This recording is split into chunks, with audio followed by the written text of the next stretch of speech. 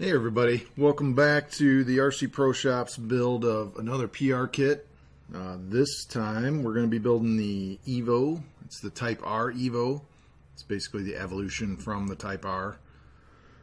Mainly built for carpet and high grip clay, but it can be changed and modified with the available parts that are out there for just about any track surface. So we're going to be building one of these kits.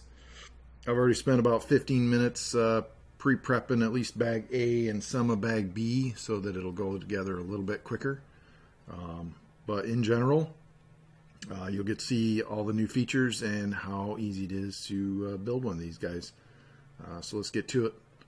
Looks like a new chassis in this kit. We got it right here. So the EVO is set up to be a very low center of gravity car, so it has a cutout for the motor to be even lower into the chassis. There's also new rear suspension setup, so the rear mounts are narrower. We will get into that more as we get along and get to it. That's really about it on the chassis. It is a 5mm shorter to begin with, so be easier for smaller indoor tracks as well to make it corner really well. It already does anyway. But the track we run on in the wintertime here in Michigan is somewhat dry but hard packed clay, and it does develop a groove throughout the winter, so we will be seeing how far we can go with the new EVO on that surface. Get everything out of the way here. Dive right in it. Put the side plates on the chassis. Yes, there are more than 4 A-arms. We'll talk about that too. So, need some 3x8s, and we'll be putting on with 3x6s the front posts and the front mount. So we're going to need this guy and a bunch of these 3x8s, 3x6s, and 3x8s.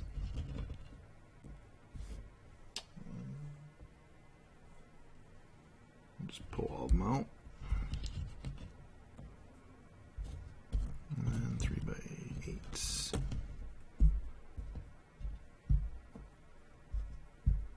You always want to measure these every time, just to make sure you got the right screws. That's going to be a 3x10, so we need, that's not a 3x10, that's a 3x8.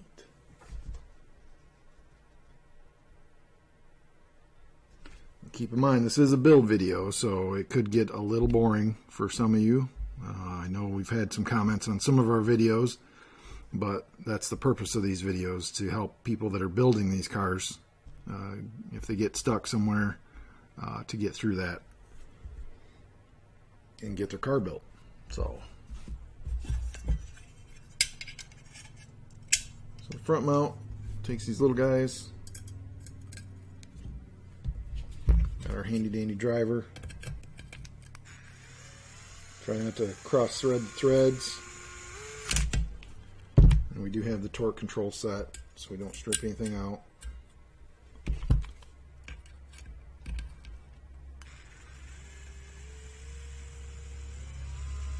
Now, the manual doesn't call for any thread lock here.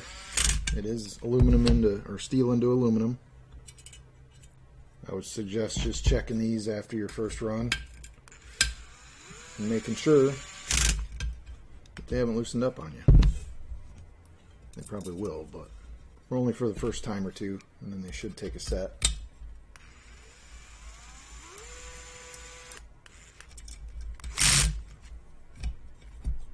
We'll snug them up good here and then move on to the next part.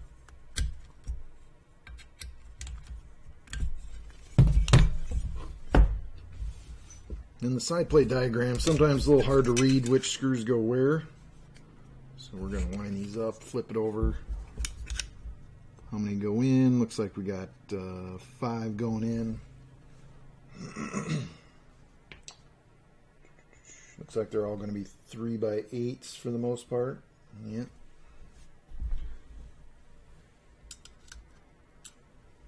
So we'll load up the hex driver first and put in one towards the middle.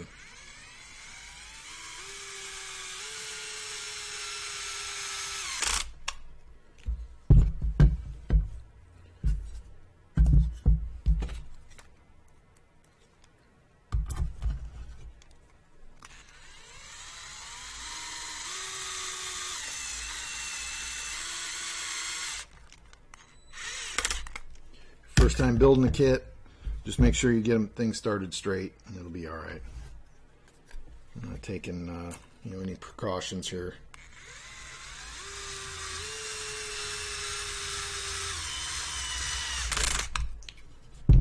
If you're doing it by hand, then you definitely want to take your time and make sure you're not over tightening any of the screws.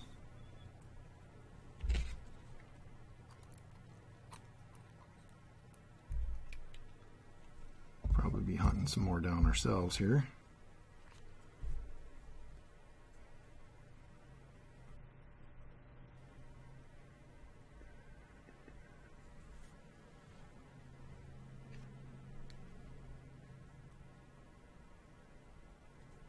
Yep.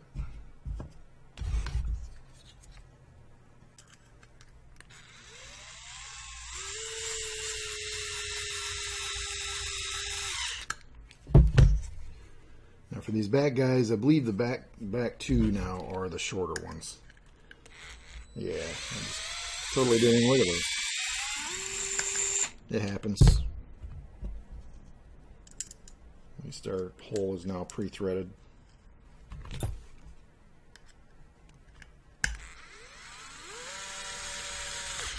So the 3x6s go in front and rear most holes.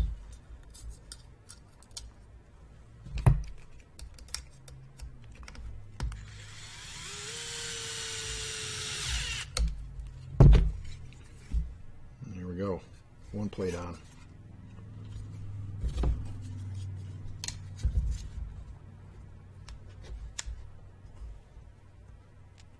Again, we're going to start with one towards the middle, that way we can get things lined up. Or at least not quite the end one anyway.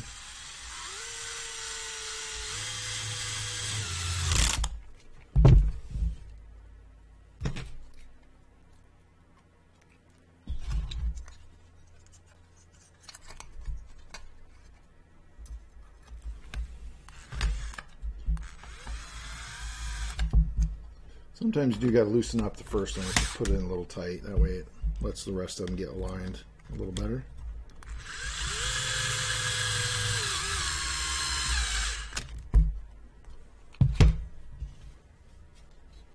Center one.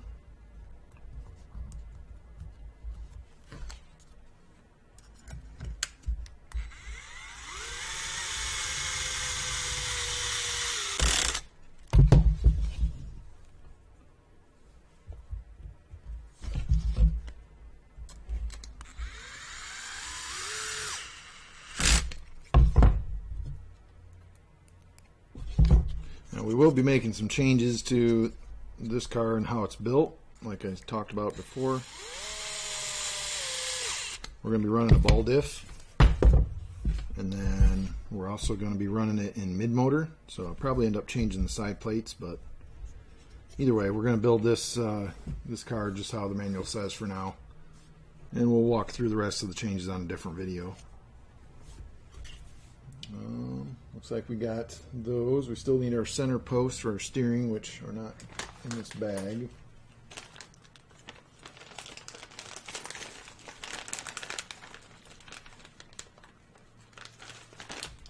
We'll have to find those now.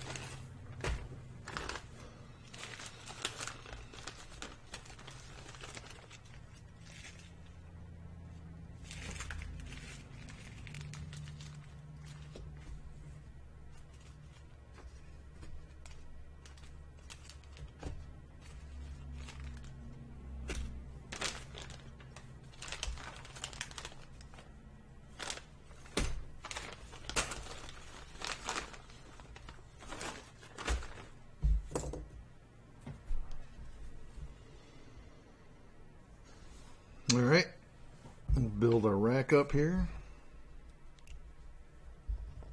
even without the posts for now. Basically getting all your bearings in the uprights.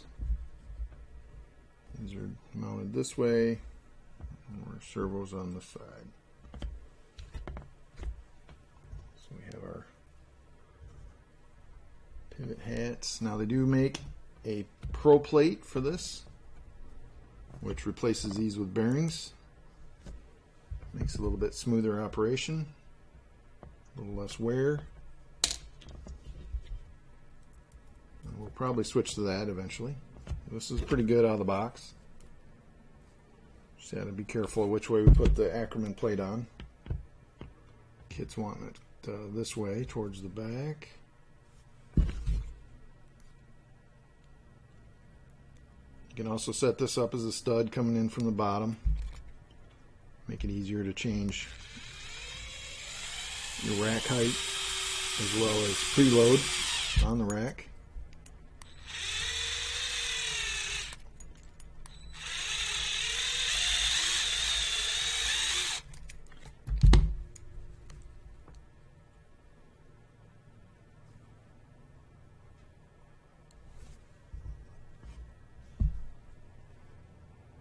Yep.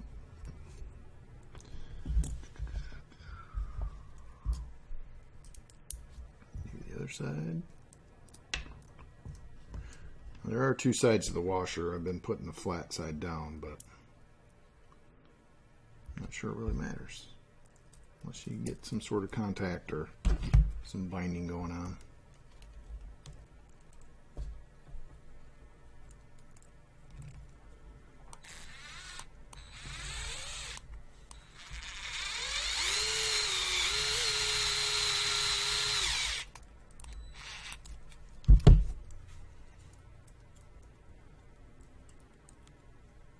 That's pretty good to go. We'll hunt down the posts here shortly. We do need some ball studs. So those are going to be right here.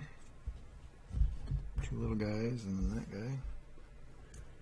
And they're looking for running in the front hole. We'll just start these by hand. These are the new silver, I'm assuming stainless, at least maybe a stainless alloy, titanium, I don't know. They're new, they're different. They're supposed to be lower friction than the old black oxide ones. Maybe a little different material, much like the turnbuckles.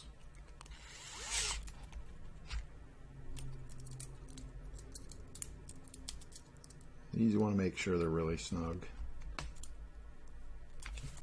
And your steering arm stud.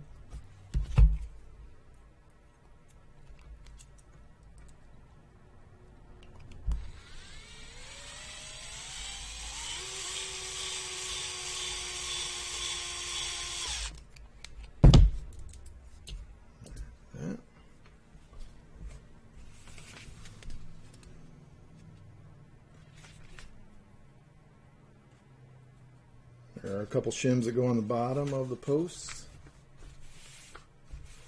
And then now they want you to put the servo in. We're going to skip that for now, just because I like having the radio system ready to go before I put the servo in. So, our front block, there's like 4 different blocks for the front suspension mount. There's a couple different kick-ups, I think 3 different kick-ups, and then +5, which that's what this is, a +5, +3 degree kick up. And then they also have a +0, and then they have that in a +3 and a 0 degree kick up. So a little bit of tuning options there. Again, this chassis is supposed to be shorter than what the Type-R car was. So take that for what it is. Now we have A-arms. So in the kit, they give you both sets of A-arms. They have 2 different front ones. They have a gull wing and then they have the straight arms. So if you're running on carpet and really high grip stuff, I would suggest the gull wings to start with. If you're running clay or medium grip things, then maybe the straight arms. So that's what we're going to start with. Now we can dive into bag B.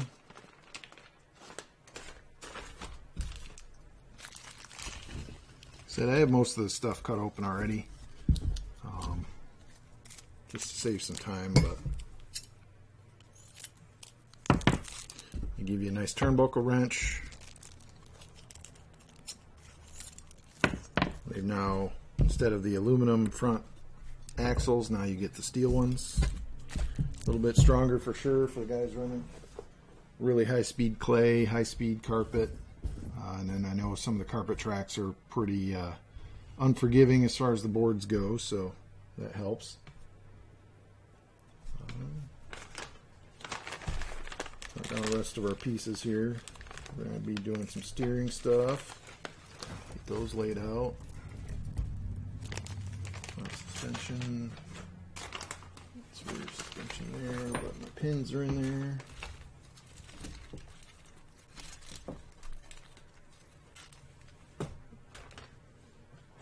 So when you do this, you probably ought to have a pretty good sized table so you can kind of lay it all out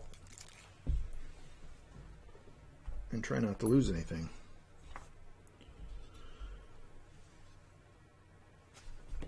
So the front suspension is the 3x36.8 pin. There we go, match it up. Go there. And then the front arms, the mounting holes go to the back. There's no shims in the front arms, so it pops right on. And the arms are the same if you flip them over, for the straight arms anyway.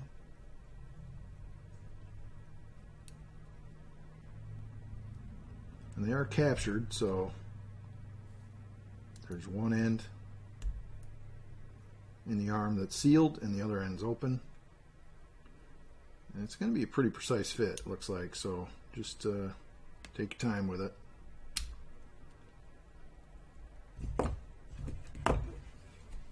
Okay.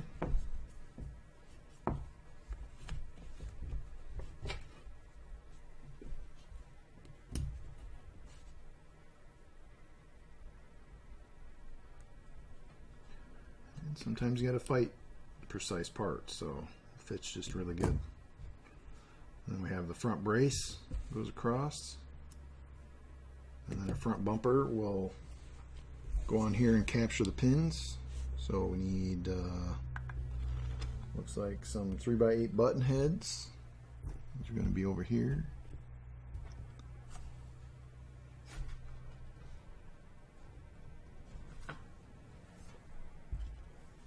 Make sure we get the right ones. And then our bumper is right here. This is a molded piece, so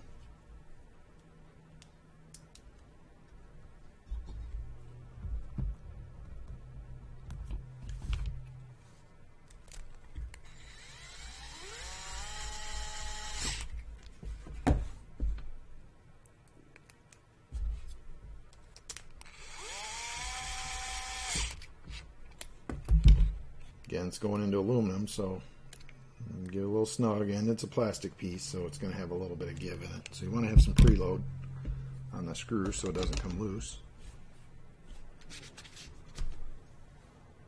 And that does it for first step in the B1 bag.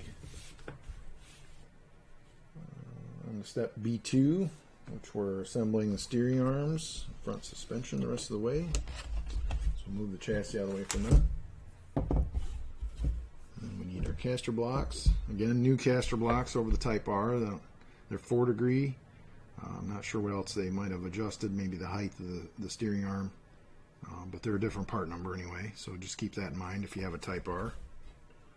The old part number has been discontinued, so just upgrade to the EVO parts and you'll be fine. That's kind of the nice thing with a lot of the PR stuff is you can, even if you got an old car, you can buy the newer parts, and most of them will bolt right on.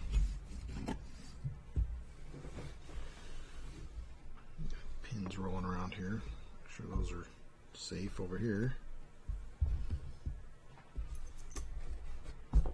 So we need front pins. Those are going to be the rears. A lot of their stuff's mixed into the bags, so it's not just front suspension pieces in the bag. Just have to keep an eye on that. We need our steering arms and our steering blocks. Here's our steering arms. Again, bolt-on carbon fiber pieces for the steering arms.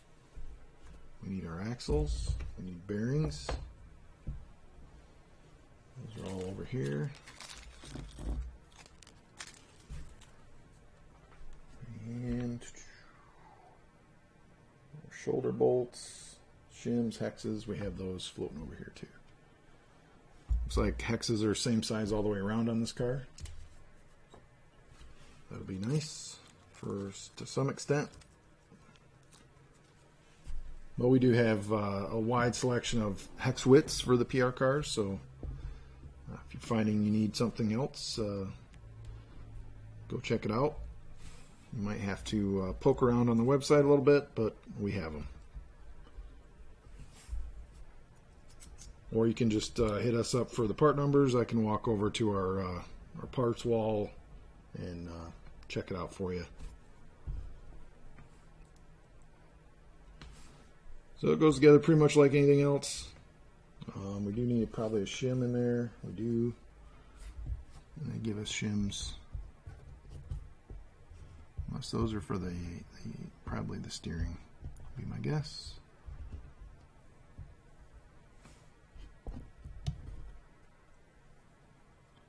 Oh, there's multiple in there. So make sure we get at least one of them here. Looks like it's calling for a 0.1, so it's really thin. It's mainly there for a load platform for the pin to ride against instead of the bearing.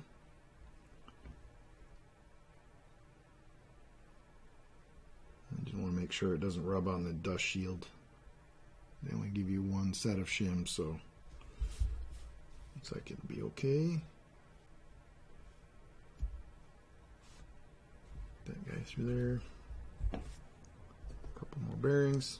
Now these are metal shielded bearings, so they have lower drag right out of the box. Won't take 2-3 weeks to break them in like the rubber seals.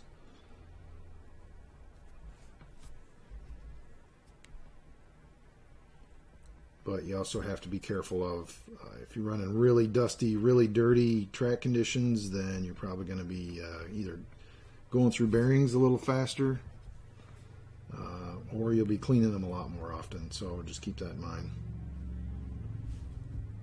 It's definitely a maintenance item that we need to keep track of. Need a wrench I don't have out.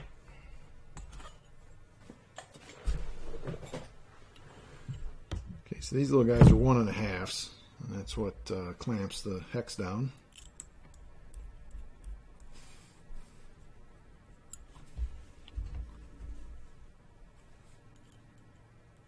Be real careful with these. You got to torque them enough to compress the aluminum, but not enough to strip it. And they're very small screws, so it's pretty easy to do if you're not careful. I would just watch the gap here where they've slid it, and when that gets tightened up, I would probably back off a little bit and make sure it's not going to fall off the axle.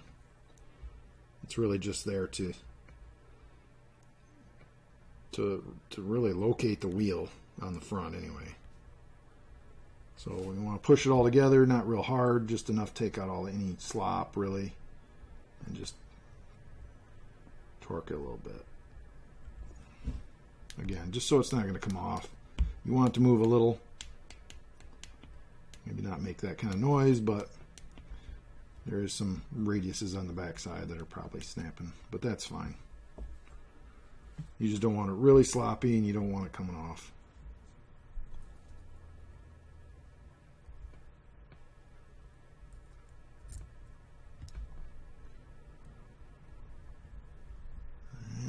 So do this one the same way. Just enough to snug it up. Good to go. I believe these are the same left and right. Nope, they are opposite, so you got to pay attention to that.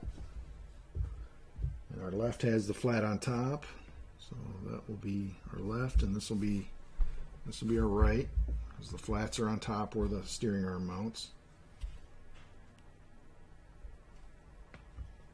Now the steering arms mount pointing towards the inside, so this way, maybe, no, this way.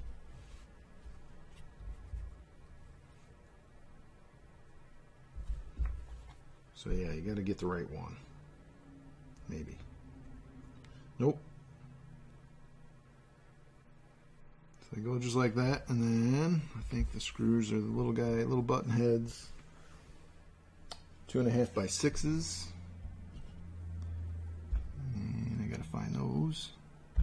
In our pile over here. Found the shoulder screws that we're going to need.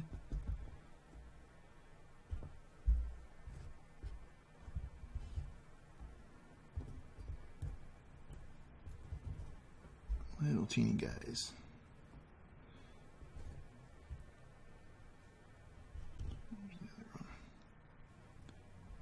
And we'll make sure which one's which. So 6s, kind of have to guess it. Got them for a minute. That's him. So we need 4 of those guys. And there we go, we got all 4. Slide the other guys out of the way. We don't need those for right now. Got all of our shoulder bolts. And these are 1.5s as well, so we can do these by hand.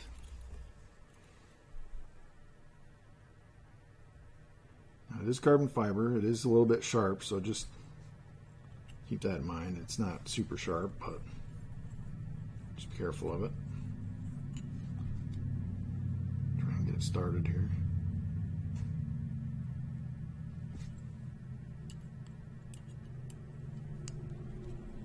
The right location. That one's going.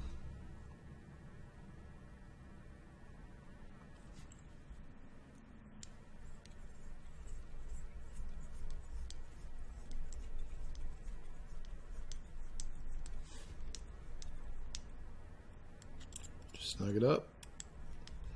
Maybe an 8th turn after it gets a little snug, and it's fine.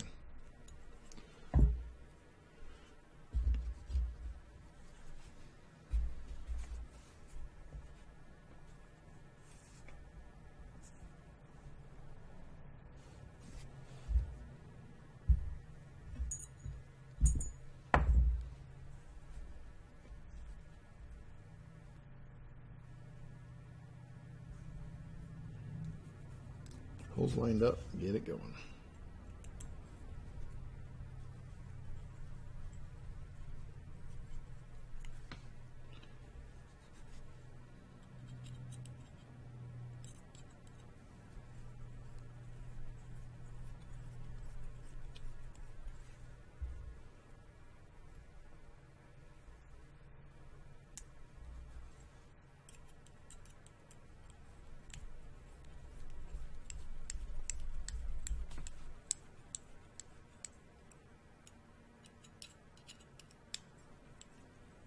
These are the Pro arms, so they give you 3 options. You can change your aggressiveness of your steering, your bump steer with this. It changes the length of the tie rod versus the A-arm and the camber link. So you can really change how the car is turning in, how it's turning through the center. You can play with that along with the Ackerman on the steering rack to really get it to steer how you want. It's really good tools once you figure out how those things affect your driving, or how you can how it changes your feel. Otherwise, starting out, I just make sure I optimize my bump steer. I don't want funky things going on there, and then just work from there.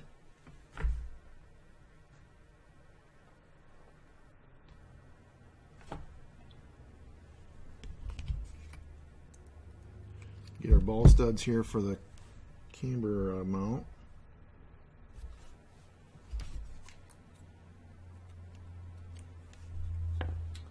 And they want the silver aluminum spacer, so one of these guys here. And then we're going on the front side, so make sure you got the left one here. Front side outside hole.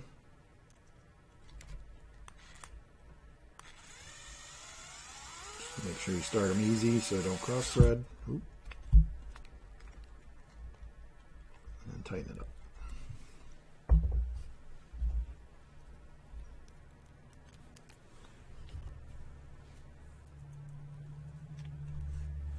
Make sure there's the right thickness. I think those are the same, yeah.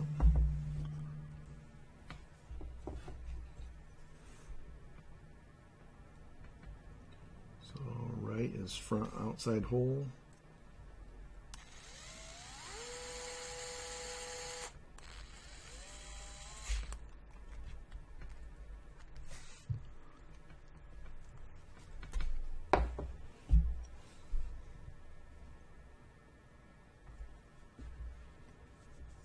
Left, and of course I put it on the wrong side. Just make sure you're oriented right when you're looking at all your parts, guys.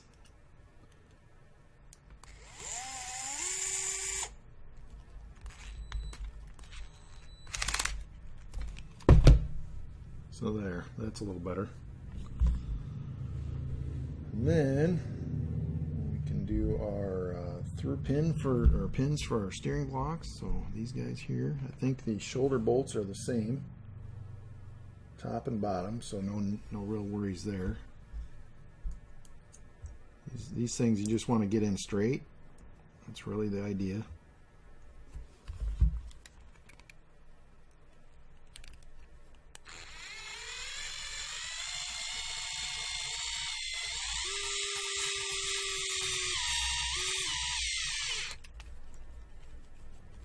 You want these fairly snug. You don't want to over tighten them, obviously, but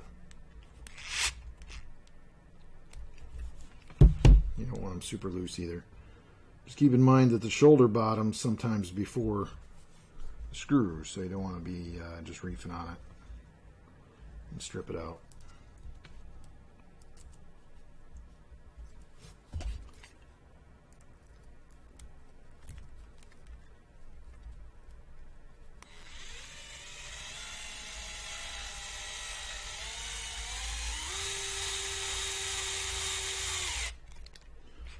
You can usually tell when it's getting there.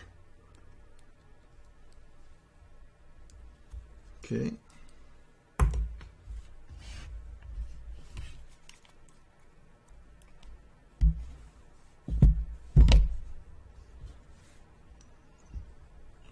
Make sure you just get them going the right way, so double check your steering arms, make sure the carbon fiber plate's on the top.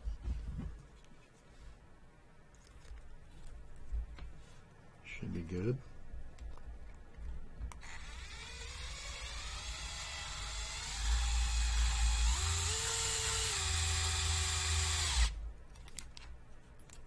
And the shoulder bolts tend to act a little differently when you're tightening them up too.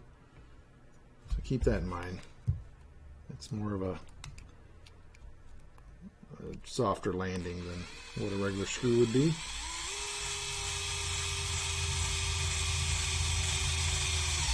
So it's easy to over tighten them. You just don't want them coming out. That's all. So no binds there. You got plastic on aluminum. If you do see some wear starting, I would probably get a small thin metal steel shim and put between the two materials. That way you can separate out the plastic grabbing on the softer aluminum. And your aluminum would have a higher hardness wear surface to ride on as well. Okay, so then we need some spacers. These guys, the thinner ones, go up front. These are almost 2 millimeter thick. That's one thing I didn't cut out earlier. think there's two different ones on each of these trees, but we'll see. And there's also a shim for the hinge pin as well. Double check that. Look at all these here.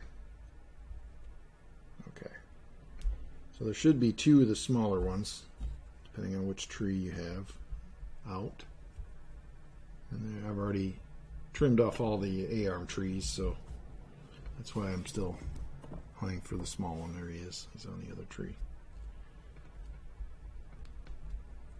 So we'll get this guy out, and then we'll have both for the front. So there's our small guys. And then we need our pin. It's going to be a 3 by 29.8. That's the shorter one I have left. Yep. Those are the rears. So, I think in previous videos I've kind of hosed this up by putting the shim on the wrong side. So we got to check this. The shim's going to go on the front side. So our pin goes through. Oop, that's the captured side. So we have to put our steering our caster block on first, and then sneak our shim down in there, our plastic guy, and see how tight it is, or how loose for that matter. You just got to get them lined up so it pops through. And that's not bad. If it was worse than that, I would probably say use the shim or get a shim to put in there. They do call out possibly using, where'd it go? A 3 by 8 by 0.15 millimeter shim. And I think we're good for now. Maybe. We'll revisit that when we get farther along. And then we want to capture the pin with this big headed 2.5 or 2.6 screw, probably 2.5 by 4. It just has a larger head on it, so it captures the A-arm, so it screws in right here.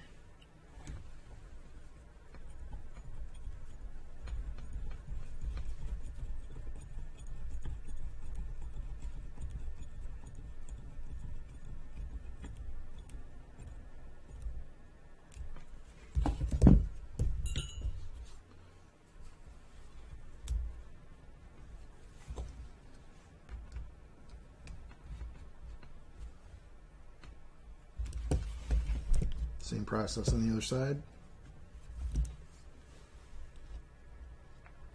And then of course it's easy to drop these guys out of here. You're trying to slip it in between a couple surfaces that are open.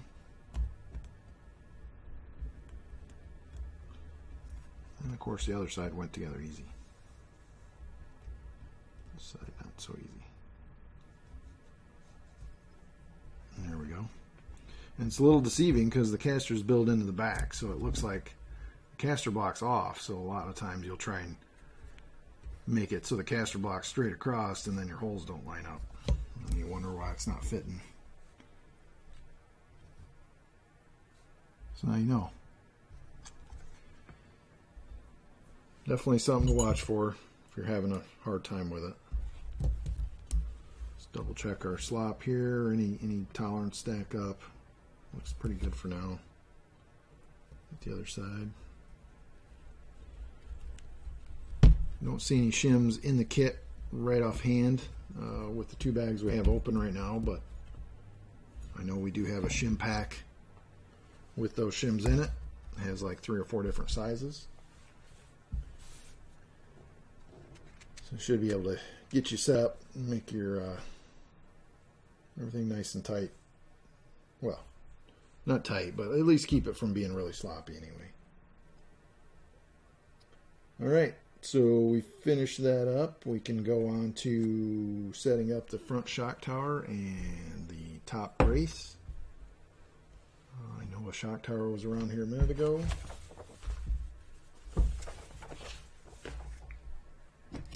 it is. It's hiding. So there's our front shock tower, carbon fiber, nice and thick. I haven't broke one of these yet, and I've really kind of beat on my stuff last year with my mid-motor car. So I know these will take quite a bit of abuse. Now on carpet, it could be a different story. So we got to get all the 3x8s for this guy as well. 3x8 cap heads, so those are going to be in this pile here.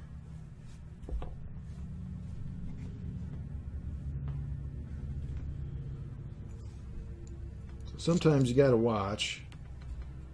You could probably go more of the 3x10 because there's not a lot of thread sticking out of there into the bulkhead. So we'll probably swap those at some point. I might have done that on my previous mid-motor car as well. But just make sure they don't pop out the back of the bulkhead mount in front.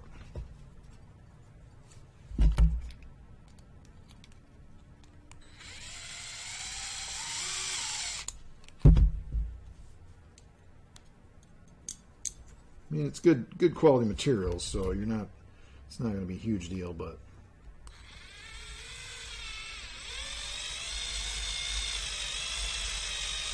if you have a tendency to be upside down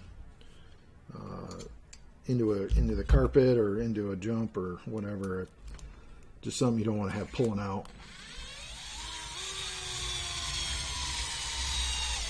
Just because of how hard it hit. So here it's pretty tight fit, so the screws are going in pretty tough already.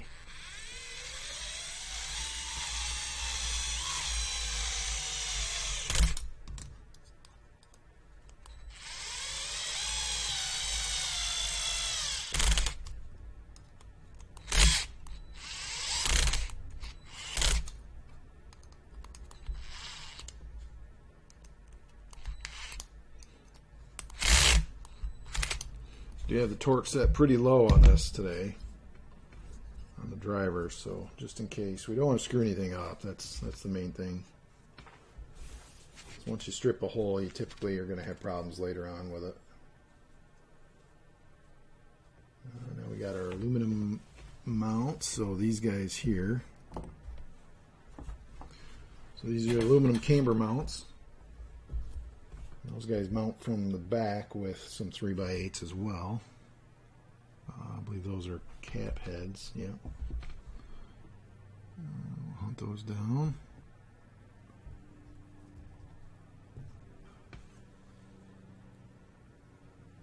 There's the other two. Now these, they have them so that the one little bump is out. To get longer, if you need more steering, you can flip these around to the other side and have them so the long side is toward the inside. That way you can get a longer camber link on your upper in the front. I've been running my mid motor with the hole out here and having them that way just so I have the option. But at our track, I had a hard time getting it tight enough to use any more front steering anyway. Something to think about. I know our carpet guys, that was one of the tips from them that helped them get what they needed to do.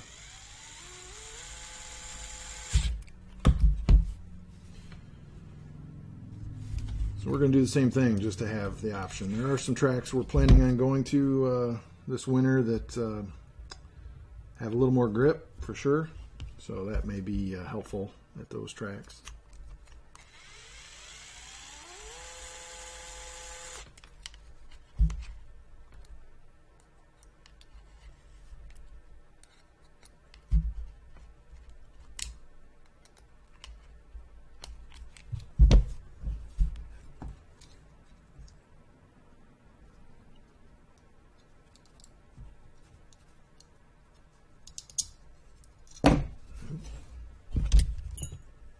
Third hand sometimes, but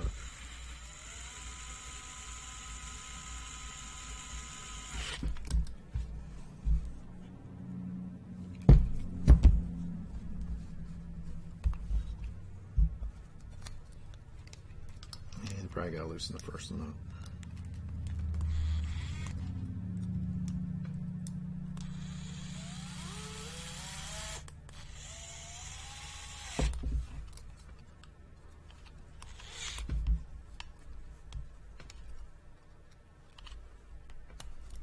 Alright. So then we need some ball studs. Kick my light over. We need some 8mm long ones, so I think it's going to be these guys, probably the big long guys. If not, I would probably switch those to 10s like these. That gives you a little more room to move your ball studs up and down. You will be doing that, I'm sure. So there's the 8s.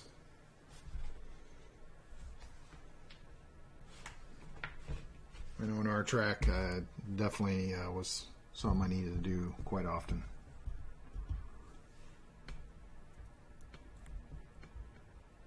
So I'm going to start with two aluminum spacers under here. Hopefully we won't need them anywhere else until we get to the back. Pretty much going to start with the settings I had last year. But the one thing I didn't have was the new rear suspension mount, so that should be helpful. Still somewhat limited on toe, but well, at least for what I wanted anyway.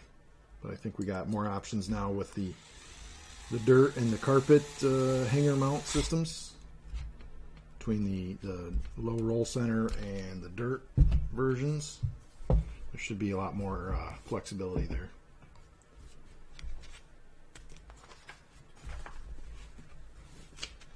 Alright, so we're going to jump ahead to the rear suspension. I know you guys love this when I do this, but that's what we're going to do. I'm trying to fill up a little bit of time, a specific amount of time today, in fact.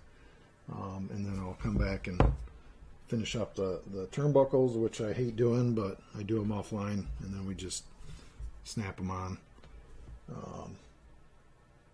And then the diff and the shocks will also have in one section of this video, so you'll be able to skip ahead a little bit.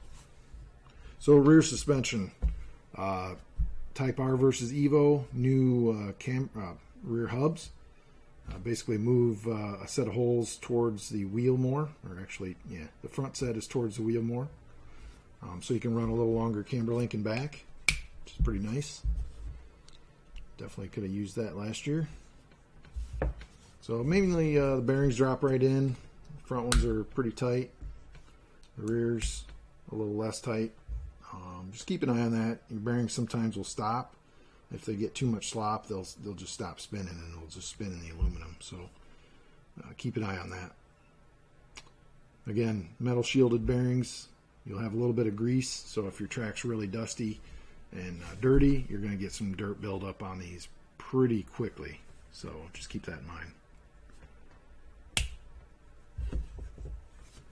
CVDs, these are super easy to build. I would typically say to add some grease. I don't have any right now, but I'm sure we'll take care of that before race season starts. We got another month yet.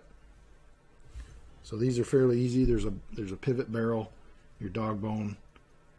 You slip the pivot barrel in the dog bone, slip it into your axle, and then your axle has two drive holes, two sets of holes.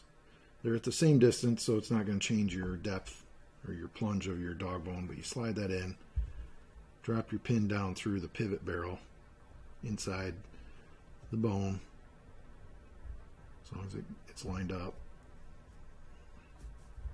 Sometimes you might have to move it a little bit, but for the most part it pops right in, and it will fall out. That's why they now are capturing it in the rear bearing. So then you slide it in, and your pin's captured. Easy to go. Easy peasy, as they say. Same with the other one.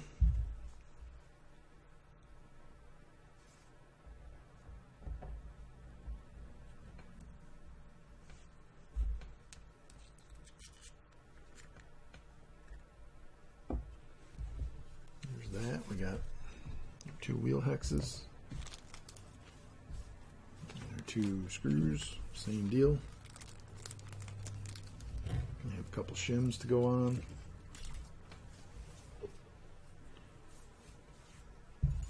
Get the screws in there though.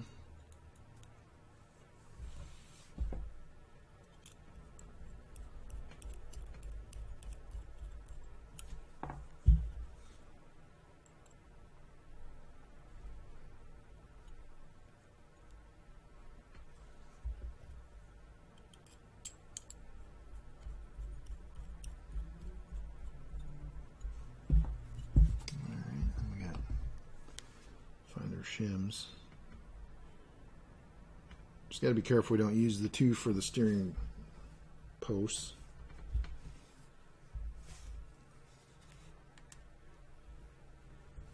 Double check the shim. 0.1, yep.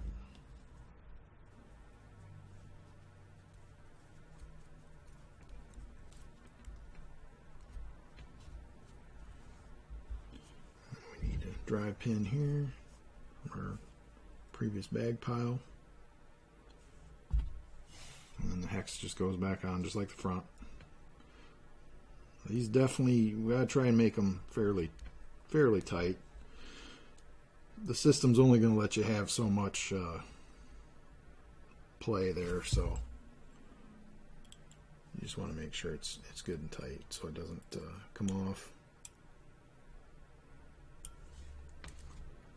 And they do have nice ground surface on the axle now, so it's pretty round. You're not going to have any real issues with it coming loose once it's tight. So there's that. Same thing over here.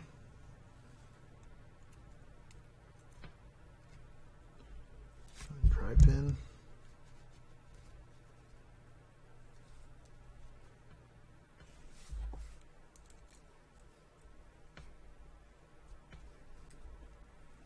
Make sure it's snugged up, and tighten your screw. Again, there's a little bit of gap right on the end of that. I don't know. Yeah, you can see it.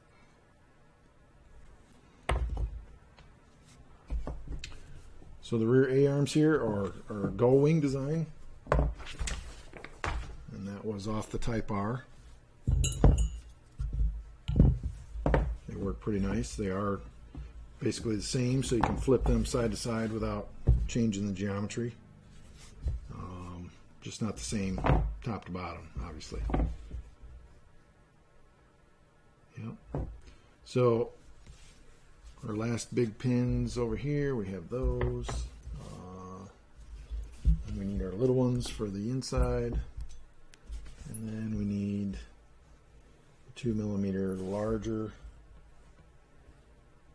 larger washers here, or spacers.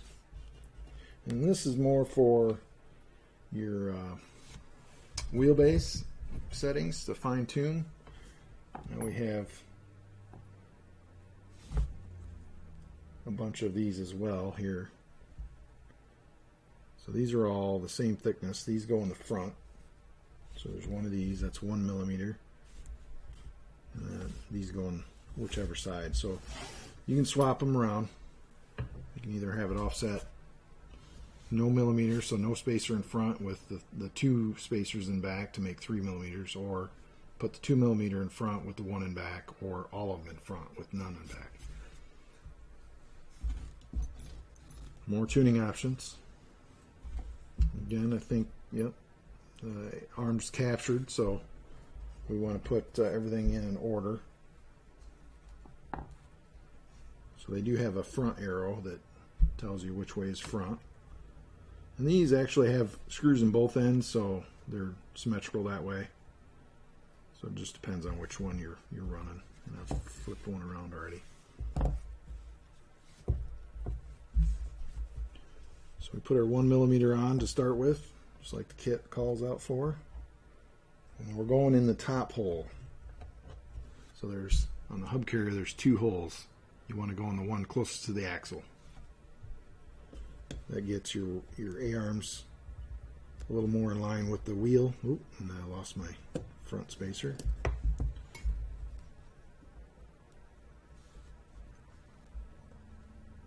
And we can control the camber a little bit more that way too. You want to slide your 2mm down in the back. Get close. Sometimes you can take another pin and help align it. There we go. So that's in. And then we do the same thing with the other side. Biggest thing is just making sure you got it same left to right.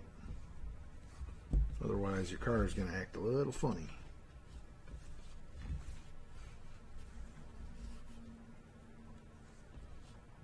I battled my four-wheel drive buggy all winter last year for the most part, until I found out that I put something in wrong. It was driving me nuts with the bump steer, and I figured out that I had the hats in opposite direction in the front. Lesson learned, check those.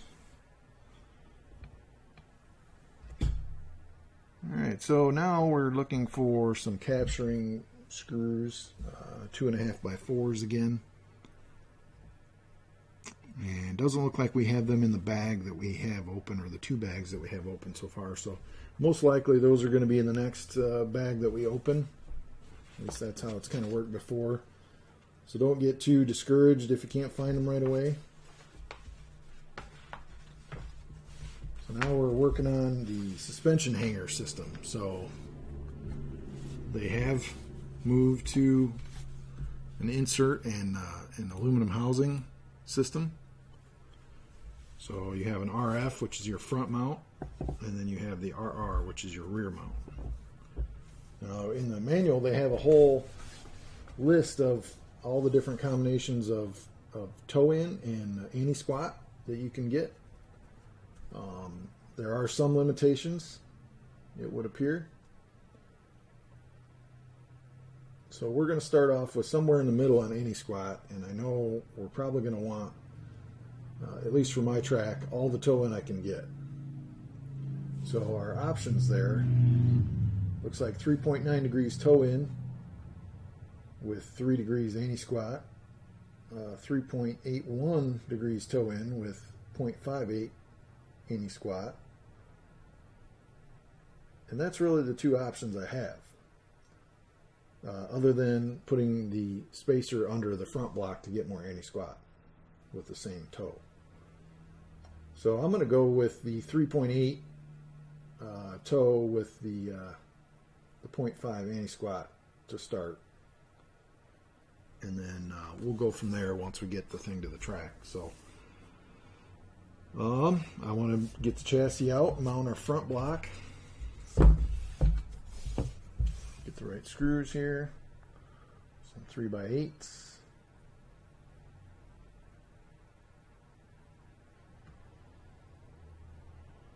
And then we do have the any squat shim that's good for about 1.1 degree per millimeter.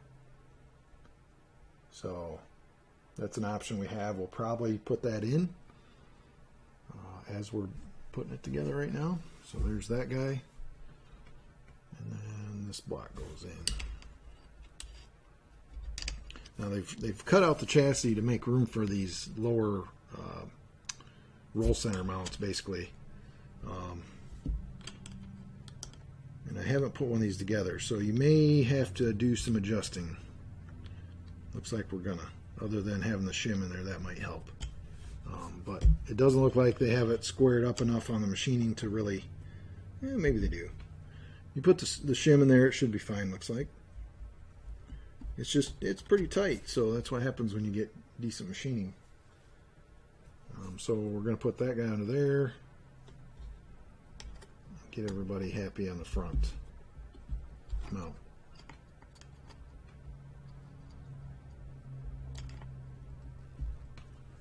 Alright, I need some 3x8s.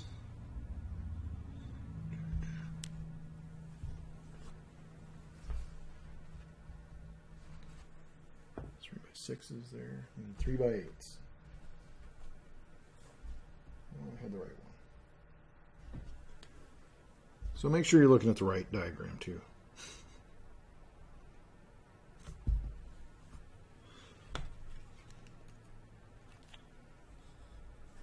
hold this all together while we get this started.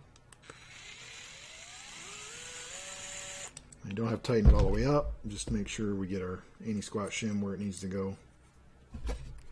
You can even start these by hand. Your anti-squat shim should hang on there, so you can push it forward or backwards actually on the car to make sure that's tight before you tighten up the screws the final way.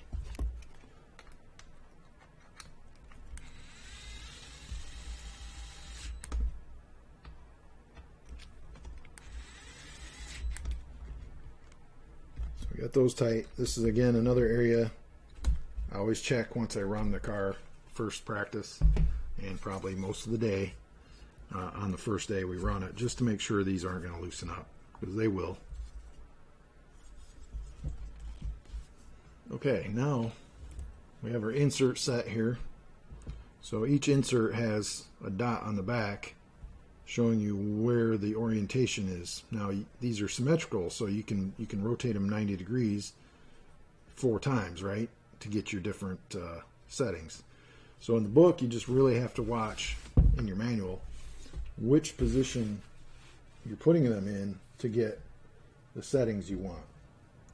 So in my case, we're going to be running the ones that are in the middle, but all the way to the inside and all the way to the outside.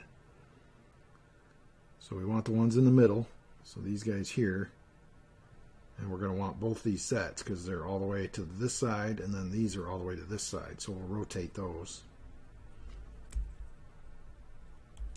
And sometimes I'll trim these too. These look like they're got the runners pretty good, so I'm not going to mess with them. We're just going to put these in.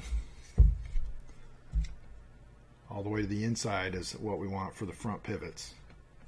That sets our toe for the most part, between that and the rear mounts. But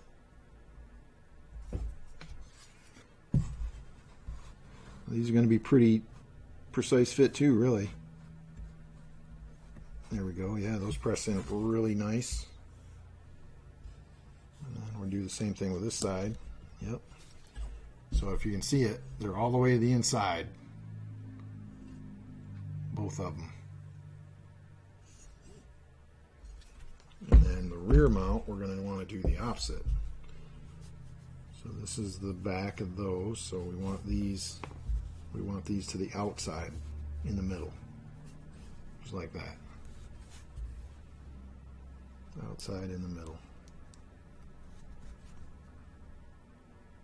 Yep. So there, that gets us our split to the front. So we have all the toe in we need. Then we're going to want to set this up with pins. There's spacers, 1mm spacers. Go in front again, these guys. And then the rears. Looks like they're having us put 2, 1 in each side. So we should have some more of those somewhere. And we do. So there's more here. Looks like a couple different trees of those. Looks like 3 trees. So that's kind of nice. They give you shims that you're going to need. We want our hinge pins. Wherever those went rolling off to. My table is not flat anymore, so that's why we're having a little bit of a time here. Get those started. We get a 1mm shim on the front.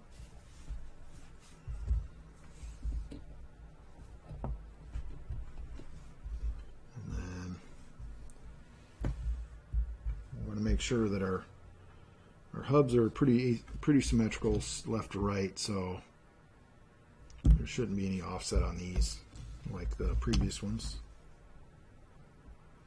Slip our arm on. Slip this arm on. And we should have a different size there. I don't know why. Grab another one. Okay. And then 2mm worth of shim on the back.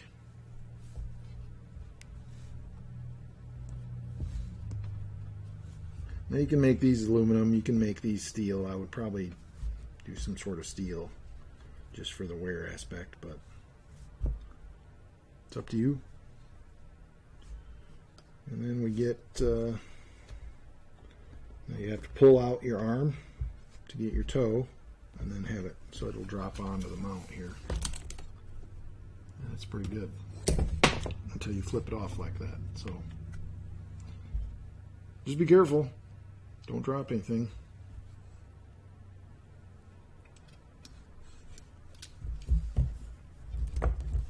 We'll do it again.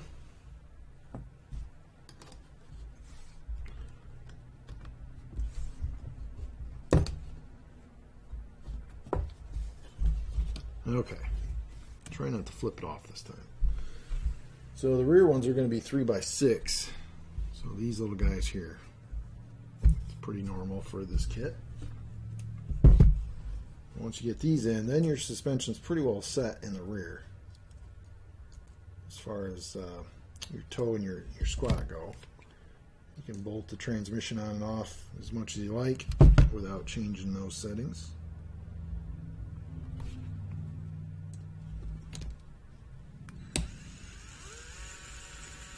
Now, so far there isn't a brass option yet for these blocks.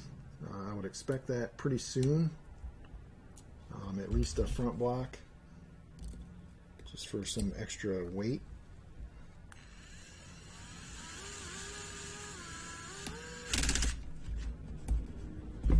We're going to be running hard pack clay, but this car also has optional carbon fiber chassis plates that have the same cutouts. So you can run the lay down transmission with the lower motor mount in this car, and then you can also run the brass weights, or if you don't run the brass weights, then you can run your sensor wire through this tray. So that's kind of nice as well. And then we're just basically going to mock up front suspension on the mount here. Get this mostly together so it's all in one place. Now these are keyed in the front. The front block is keyed to the chassis on the bottom, so you can see it keyed in there. And then the top is keyed in to here. So I would probably put it together first this way, put these together, and then they probably are snug. There they go. Previously they have been.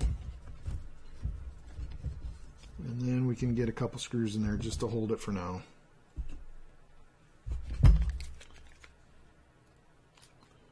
These are the correct screws. About the only thing left here.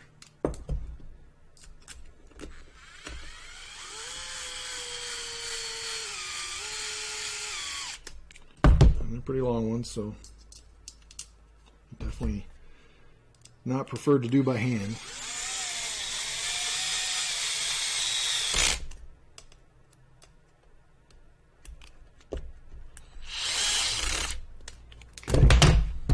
I would prefer a little bit of a more optional front setup, being able to raise or lower the lower arm pivots, but in this case, this car is notorious for having a lot of steering already.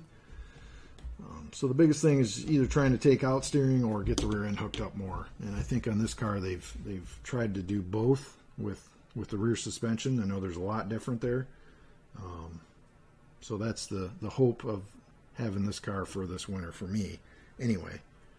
But we'll find out soon enough. Like I said, we have the parts that we can pretty much build it any way we want. My intention is to run this mid-motor. So at some point, we'll see that happening. We can probably jump into transmission at this point. Bag C. Show you all that. And got some bags I got to cut. Good to have big old scissors to just cut the bags open, pour it out. Car has aluminum top shaft right out of the box. No messing around with that. I haven't had any problems with those in either of my other cars.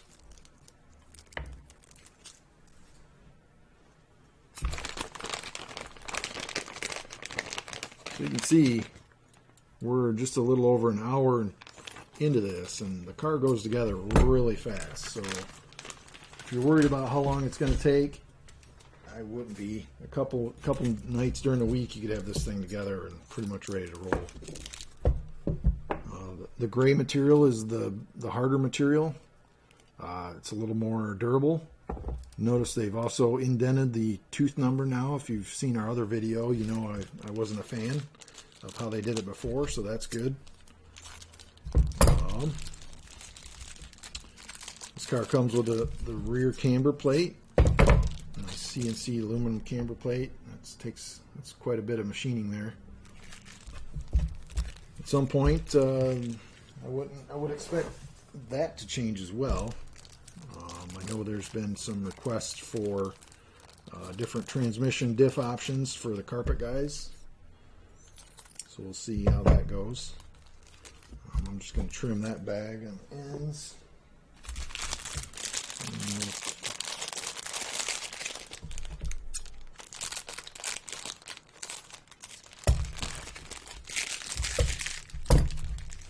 The whole idea, and really the benefits of the EVO, are the rear suspension mounts, being more tuned for carpet or higher grip tracks, having the steering a little, they've modified the steering and the progressiveness of the steering, I think, to make it a little easier to drive. It's not so aggressive, but you can go back to the old way just by changing a Ackerman plate or things like that. So not a huge leap, but for those guys running on low center of gravity, requiring tracks. Wow, can't even talk today.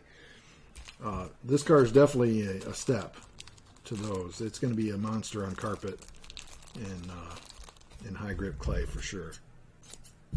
We're hoping we can make it into a monster for lower grip clay at the same time. So.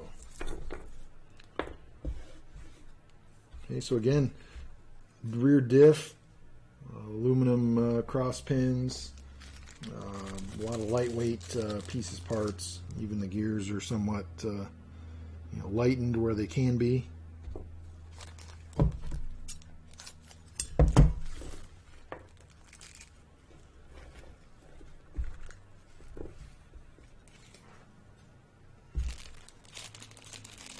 And lightened out drives for the gear diff.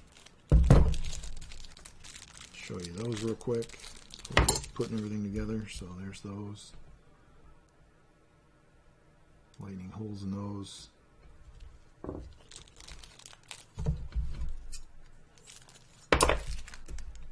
Same kind of thing follows through on the four-wheel drive too. So if you're interested at all in the PR cars, if you haven't got one, then I would suggest give us a shout. You can message us through our Facebook page, email us through our website, that kind of thing, and I'll be glad to answer any questions you have on the kits themselves. So we're definitely not shy about telling you what we know. We're definitely not pro racers, but certainly know the products and can help you get going with what you're looking for. So we also are the largest distributor of PR parts and products in the U.S. So be confident that we're going to have parts. If we don't have them, we're going to have them pretty soon. We do quite a few kits out of here, so just keep that in mind. We're going to be out of some stuff every now and then. So aluminum idler gear comes with the kit. So you modified guys, no need to worry.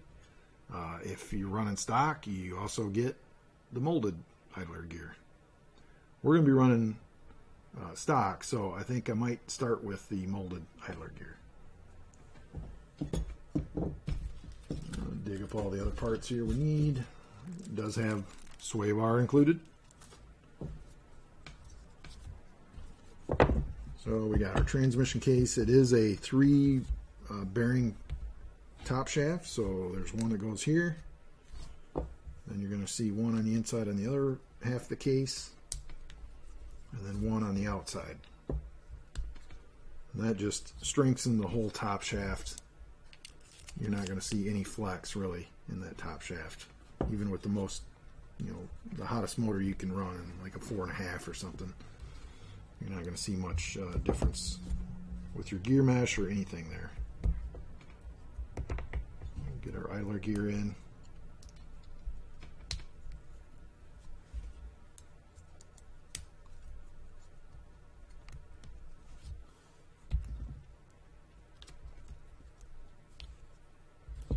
So there's our transmission just about together already for the most part. We do have a gear diff to put together. The biggest thing with a gear diff, black grease. You gotta remember to use this. This is molybdenum grease. It's for high pressure applications. So that means high pressure is going to be your bushings on the outside of your gear cases here, where metal and metal ride together. If you're diffing out, this thing's probably turning a couple thousand RPM. So you definitely don't want that getting wore out quickly, because then you'll be doing more maintenance, which is not all the funnest thing to do in the world, especially if other stuff out there doesn't require that. So make sure you just be pretty liberal with it. It is going to bunch up on the outside of the bushing, but that's okay. More is better than not enough. So the bearing's already stuck on this guy for whatever reason, but you can pull that off too. Always make sure you spin it when you're putting it in. Get a good coat of grease all the way around. If you don't really like all the grease, you can pull it out. You can wipe it off a little bit. Redistribute it again on the shaft just to be sure. This is going to be inside your transmission for the most part. Well, the grease that gets pushed out of the gear case isn't. It's going to be outside, but for the most part, everybody's running on fairly clean tracks nowadays, so it's not that big of a deal. For your inside, I would wipe off any excess grease that gets pushed through on here. So I'll clean that off a little bit. Then the fun part, I don't even know if I got a screwdriver up here right now to do this with. But you got to get this E-clip on a groove that's at the bottom of your gear half, or your gear case half here.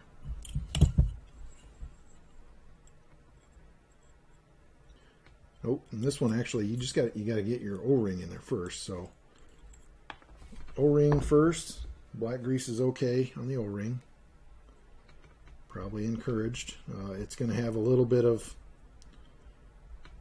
diff oil on the inside of it anyway, so I don't mind having a little black grease on the outside just to seal the O-ring to the gear case itself. Then your E-clip goes in. This side's probably the easiest, although, like I said, I don't have my screwdriver up here right now. So we'll see if we can just pop it in with a hex head. And it's going to be a pain, so we'll leave it for now. Same thing on the other side, black grease. Now we're going to build this with probably, I'm going to use this diff in my short course truck at some point, so I'm probably going to build this with like a 3000, 2500 gear oil, diff oil. I have have one already that I built that's got 2,000 in it already, so it's better to have options. And at this point, I'm not planning on running it in this car, so I might as well build it for my other one. Okay, so that's all greased up. O-ring goes on the inside. Probably got to press that down a little bit. Now they don't include the gear oils anymore or the shock oils, so just be cognizant of that. You'll have to provide your own there. So there's been some talk on, at least internally, of which side the E-clip should go towards the O-ring. So there is a smooth side and rounded side of the E-clip versus the other opposite side, which is more sharp. I would probably put the more smooth side towards your O-ring. So you walk it around here. That way it doesn't grab it, it doesn't rip it, it just stays where you put it and doesn't cause any havoc with the O-ring.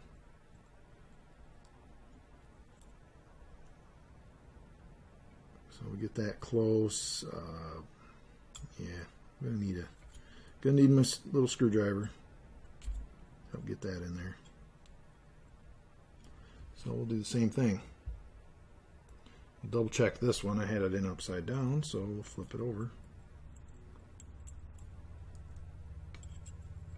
So yeah, little tips there that hopefully will keep it from causing you more maintenance later on, and make it last for the life of the truck anyway, or the car. My short course I ran for 2-3 years now, and I don't think I've had any problems with the seals in the diff at all.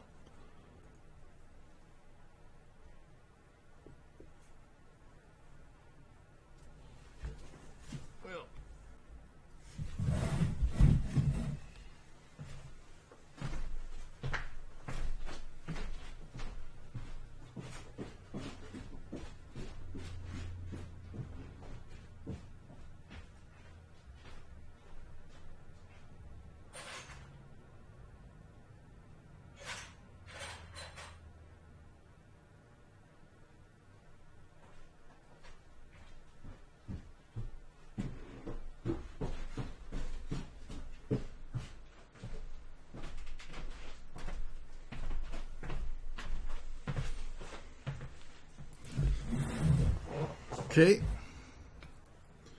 so we got our screwdriver.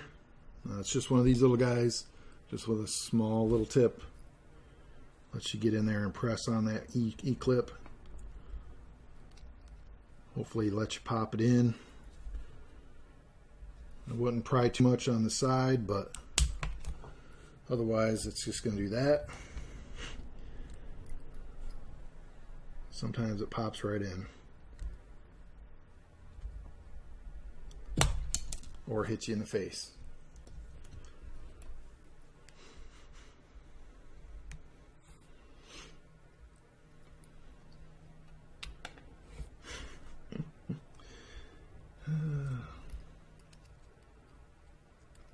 Okay.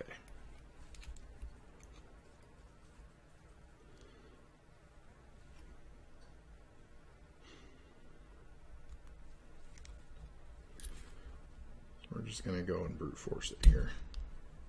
At least it'll stay in the cup that way. There. So just got to push on it and lean your screwdriver in as you're pushing in toward the center of the shaft. So instead of prying on it on the outside trying to push it in, it's just going to fly out of there at you. So good to go there. Same thing on this guy.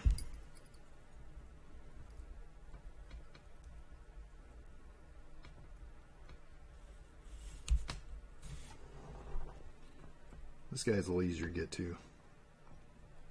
Just gotta grab it in the right spot.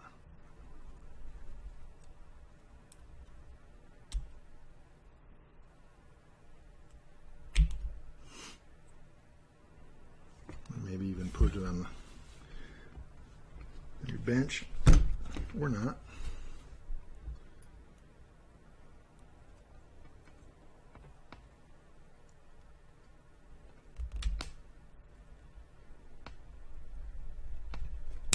There. Just got to get to the point before your hands let everything go, but not any farther. Okay, so there's basically the diff assembly. We'll throw the gears in it. Now there's a sequence for cross shafts. There's some shims for your side gears, for all the side gears. So there's another set of shims over here with screws that go through them, so you got to get those guys out of there. And there's your shims there. So that's for your side gears. So the little guys, they go on the shaft, then a shim, you know, and then another side gear, and then another shim for the outside. Oop. The shim just protects the plastic from the gear. Now your side gears, or your main gears, they go down and they just key on to the square on the end of the outdrive. Easy enough.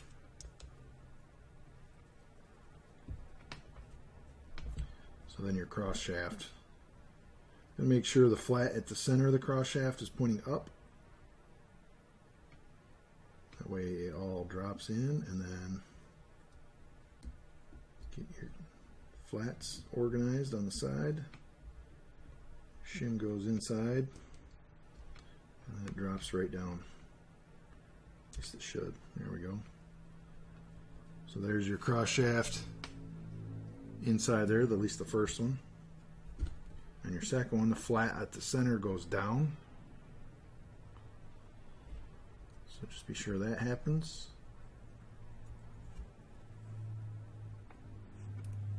And of course, stuff's going to fly all over. And your other gear.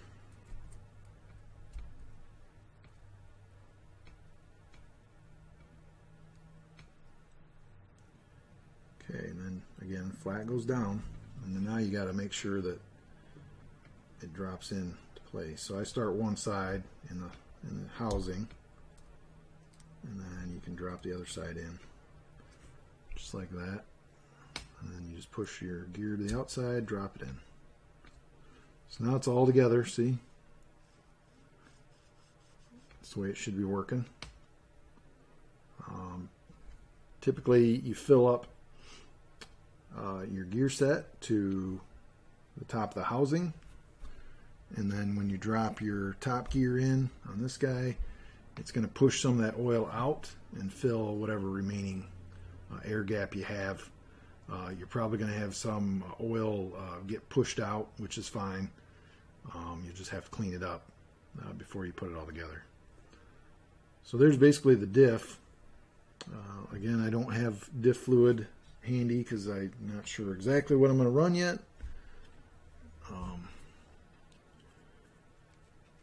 But that's the gist of it. Let's see. Now this chassis also has the waterfall mounts here for the mid motor and the laydown. So really the only thing you have to change to make this car mid motor is the side plates, and you should be good. That'll give you a little more rear weight at certain tracks, which is what we're going to do.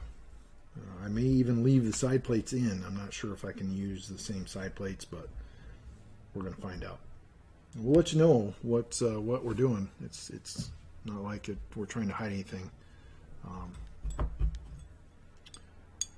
but we'll definitely tell you what's up. All right, so might as well throw the motor mount on the plate while we're on the side transmission case while we're here. And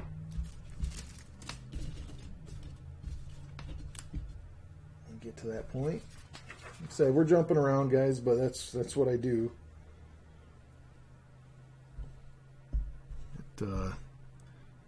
we don't usually have everything ready to go when I just decide to do one of these, so that is why.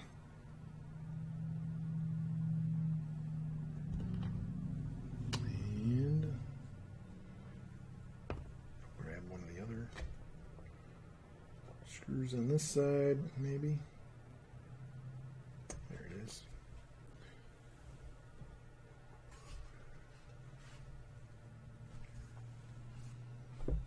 I think I've said before, we don't script any of our videos. We just I just turn it on and usually go. So that's kind of how we are going to do it from now on, or at least until we stop, I guess. I don't know. We do these for you guys, so help you out. In turn, helps us out. Gets the PR brand out there. Gives you guys some more options.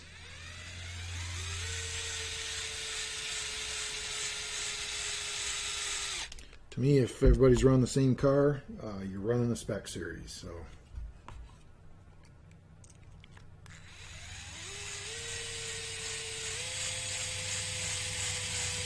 that's one thing I don't want to do is be running a spec off-road series for sure. Especially you know, being a PR distributor / dealer, yeah,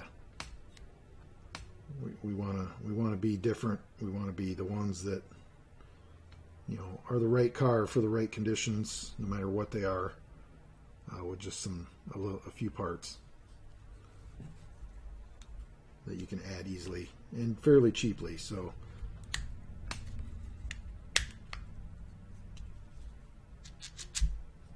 All right, so we're getting closer. We might as well throw the slipper on. So this guy, they're nice vented plates. Well, they call them vented. They used to be vented. These are just lightened. They used to have holes drilled in them, but you want to make sure these are clean. You don't want any oil on these for sure. And they're just, it's keyed on to the back plate. And then you got your... we'll probably change gears too at some point. We run stock, so we'll probably be running like a 69 or a fairly small 71 spur gear. Make sure your slipper pad is not outside the hex. Then your outside pressure plate goes on. Then we have our spring. That basically just is centered on the pressure plate, and then our centering disc out here, and then our nut.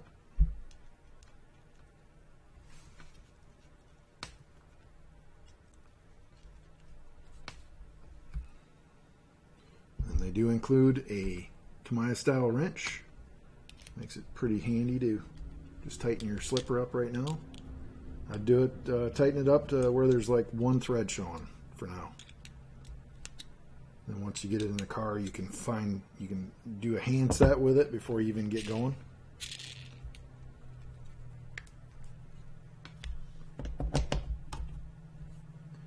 So it pops in just like that.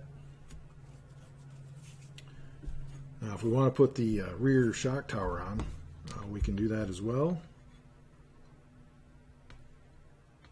There are holes for that, and then the rear wing mount also is attached at the same time. So if you want to take the training case apart, you basically have to pull the shock tower off to unhook everything, because it is tying everything together back here.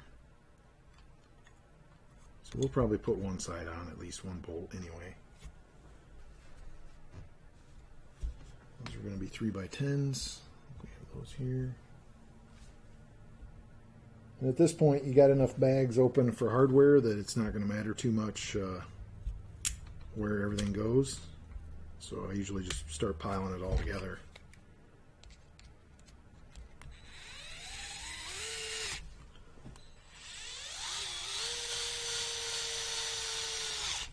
So a lot of times you're going to find hardware in the next bag that wasn't in the bag that you were just working on, so that you needed.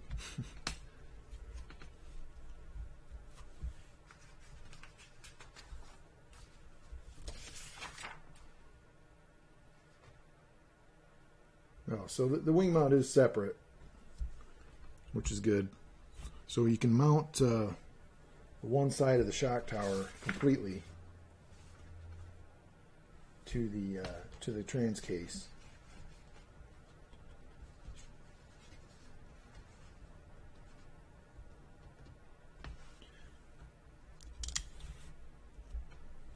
So that's good. What are we doing here?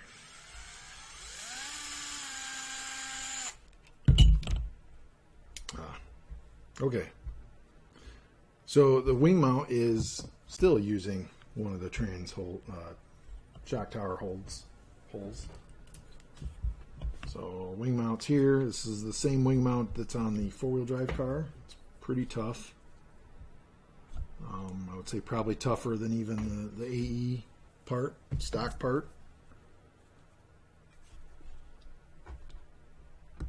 This is a different material than the rest of the car is really made of. It's more flexible. So we shouldn't have any problems with it. Maybe over time, if you land wing down or top down enough, it probably could take a set, but for the most part, should be good. These are using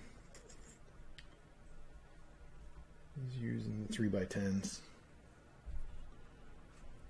but I think the center one, the bottom one, should be longer.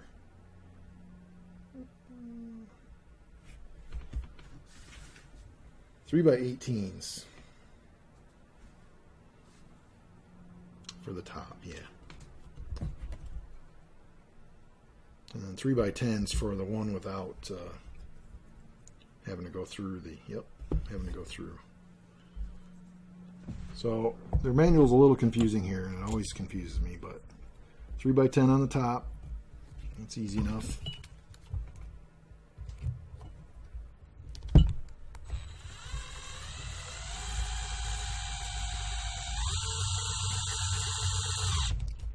Okay, and then we want a 3x18 for the bottom.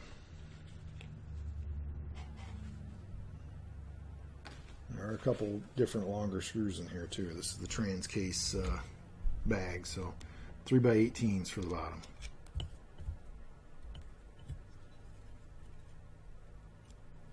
Make sure it's fairly straight. You can eyeball it sometimes, but it's not so much.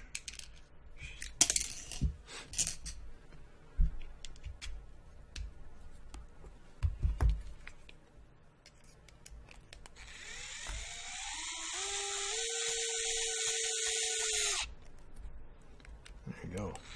One whole side. Oh.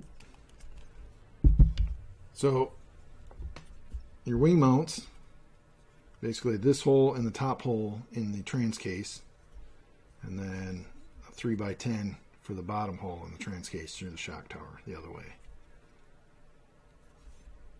And then that leaves the whole side. You still have to take off these two screws to pull the trans apart. If not, the top one to get it to pivot, the shock tower to pivot away. So right now it's not coming apart all that easy. With the diff in there, it wouldn't come apart that easy, so just be aware.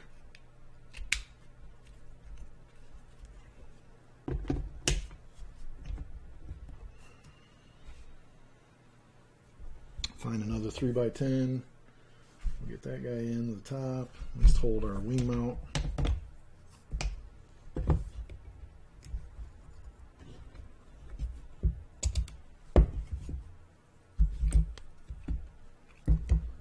Place to do this.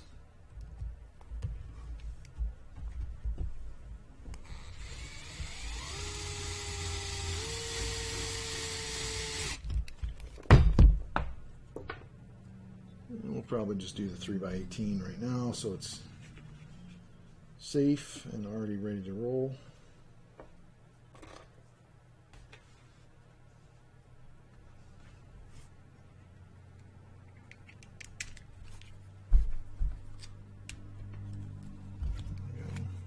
careful tightening these up. When it first starts tightening down, that's probably tight. So just watch yourself there. And then we'll find another 3x10. We'll have all the shock tower bolts spoken for.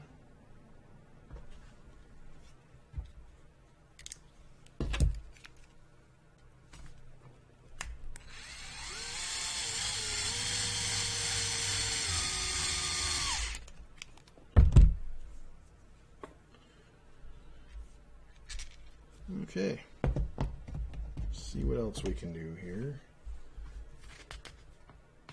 So there's a lot of disassembly. If you got to change the diff, there's going to be some disassembly with this car. The main thing's getting the transmission off.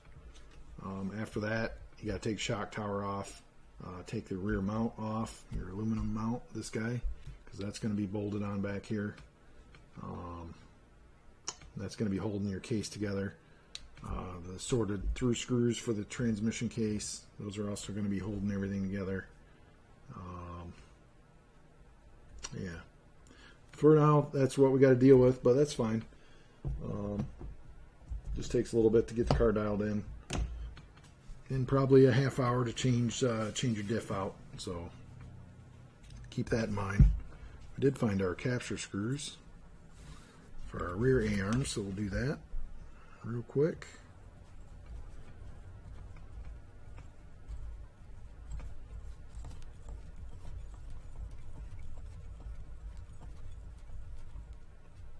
Do the other side. We have to do the brake here pretty soon. But that's not bad for one day. We're under 2 hours right now. And yeah, you need to build a car quick. There you go. Sunday afternoon watching football, you can build a car. Make sure you got all your basic tools, and you'll be good to go. And some shock oil and diff oil, you could have the whole car ready to go. A couple more hours doing electronics, wire routing, installing your radio gear and your speedo, and you're on the track. So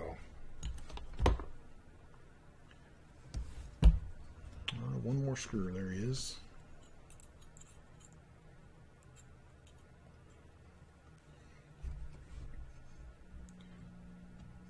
I think my first kit was a Tamiya Frog, and it took me nearly 2 weeks every day after school to do it myself. I had very little, if any, help from my mom. So I know how it is to struggle with putting together a car. The Tamiya stuff's not exactly known for being all that easy, but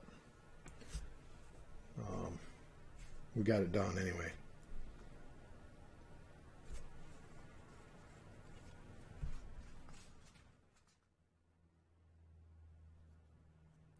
Alright, we're going to fill the diff with fluid. You only want to do it maybe 80% full, that way it's got room for expansion.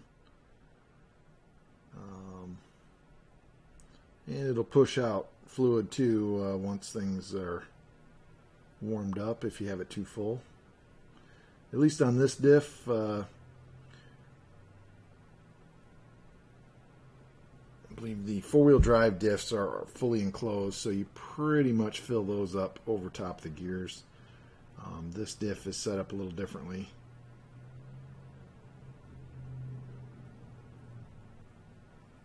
Get most of the air out of it.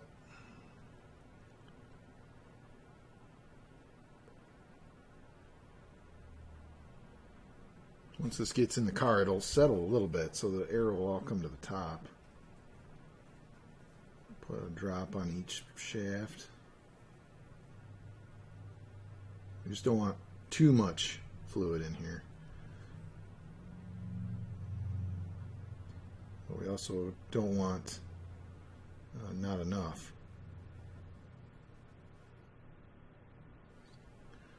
I'm going to start with 2000. That's what I run in my short course truck, so that's what we're putting in.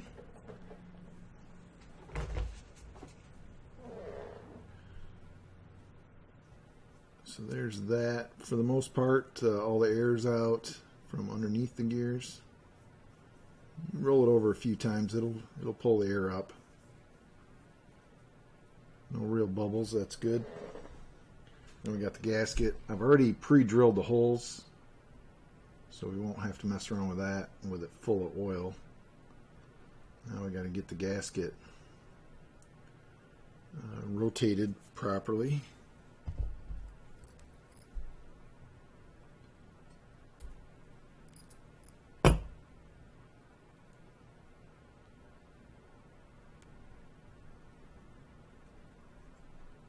You want that to line the holes up in the gear as well, so we'll make sure we're pretty close on that.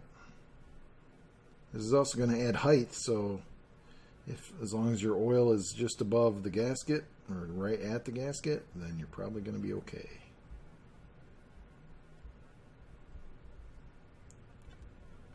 It looks like it's in there.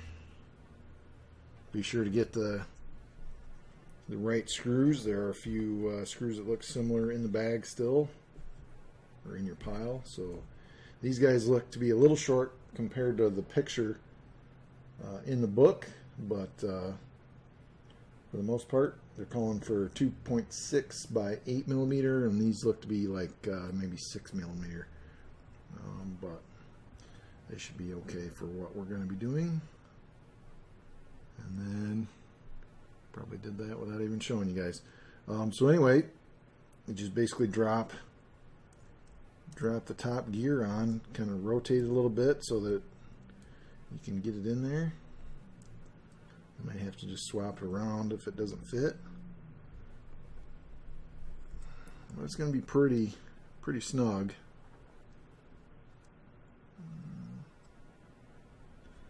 Yeah, because the gear is keyed to the cover, so there you go.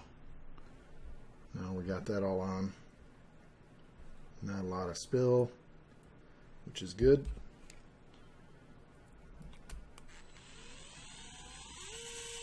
Here's another case where you don't want to super snug it right away. You want to get a couple screws in and then do the star pattern if you can do that. Or just snug them up a little at a time and just work across each other.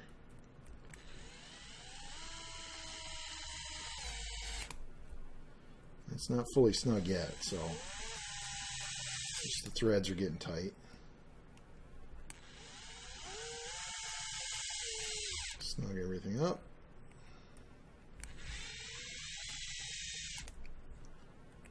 And then we'll go across and next.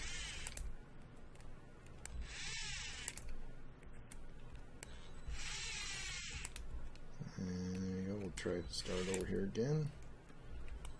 One last round. And just a little snug there. So that's our whole diff. And again, we're running 2000 because we run on a fairly slick track. My short course has already got enough steering as it is, so I don't need any more help with that. So we got that done. We'll pull our trans case back apart here. I think the only thing we really had was the shock tower holding things together. So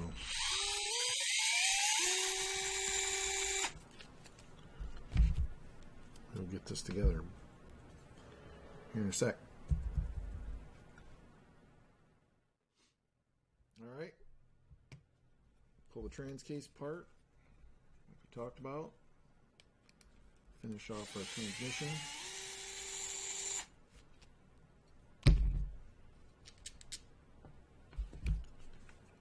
See what all it takes here. Just going to take the shock tower pretty much all the way off, so I don't have to mess with it. We still got to put some ball studs in the rear suspension. So it'll probably be a little bit yet. Alright, so we got this guy back apart. Now, you don't even have to take the slipper apart. It's already there. It's going to stay in there. And then just pull it right off. We already got our gears on the diff. It doesn't look like they call for any shims right off the bat. Nope. But if the diff is loose side to side, you can shim up behind the bearings a little bit. There are shims out there that fit those, so just keep that in mind. And then it doesn't really matter which way your diff goes in. It's a gear diff, so again, doesn't matter. And we can put everything back together here. Then we'll get the screws for the gear case. Need some 3x16s. Make sure we measure. 18s. So I've got those over here.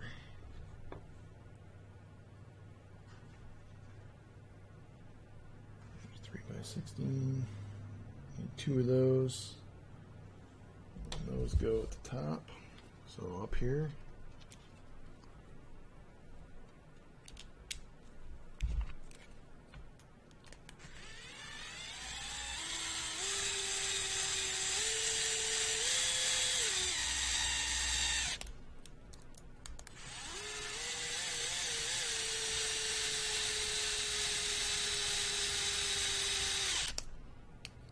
You don't want to reef on it, but it should be pretty snug.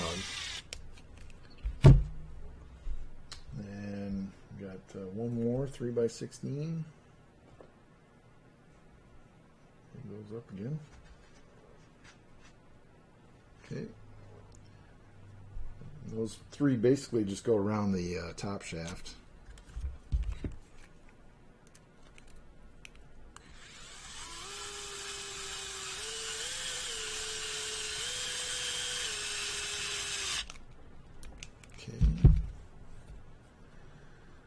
There's a longer one, a 3x20. There should be 2 of those.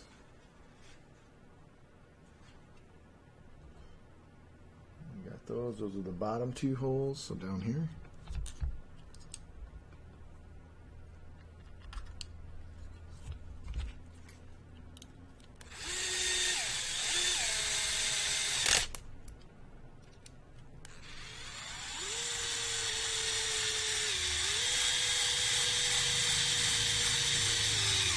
When you're tightening this up, this is a good idea to make sure the transmission still spins freely every time you tighten one. It's pretty good. Your diff's going to have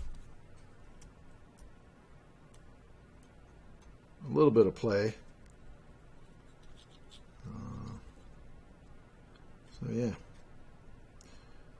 just if it's tight, we're worried about being tight. So.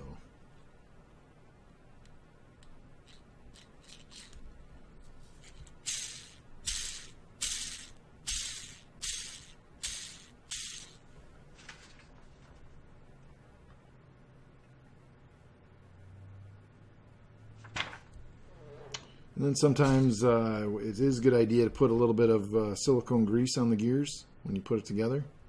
That way you just lube it up a little bit more. You don't want them dragging. You don't want it to drag them, but you want to have a little bit of lube on them just in case.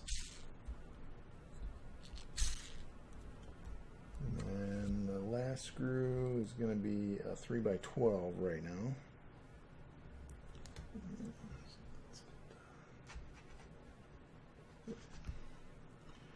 And the last screw is going to be this guy that goes in here.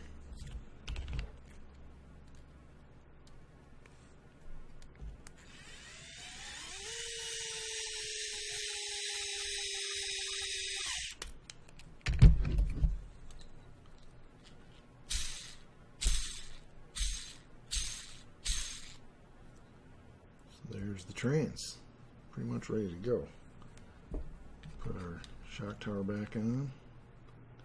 Long screws go up here through to the wing mount.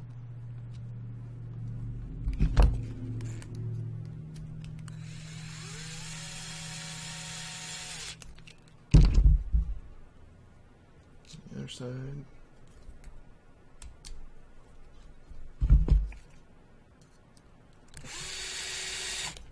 And you got your shorter ones that go in the back, lower hole.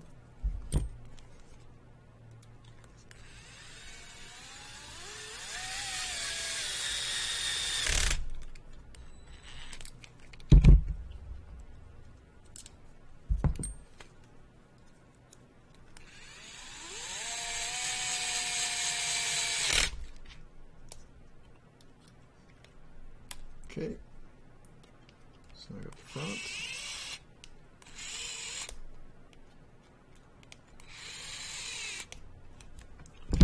All right, so there's the trans. Pretty well good to go. Let's see.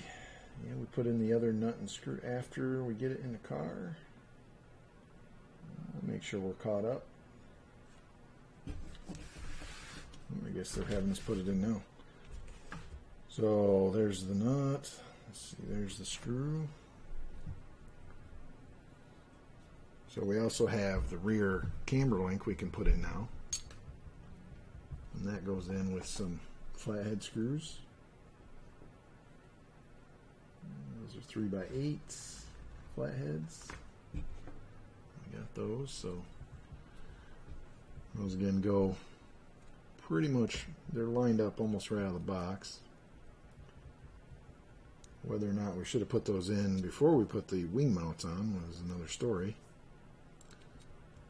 which we'll probably have to take care of. Maybe not.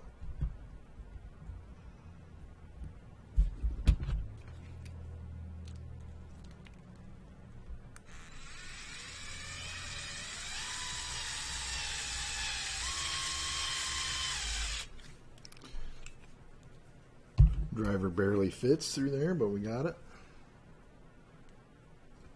So it's basically, I wouldn't keep dropping it. Basically goes down in the countersunk area there and into the normal camber link hole for the short course truck. And the stadium truck, but the stadium truck's got a lay down, so you can run this camber mount on the stadium truck.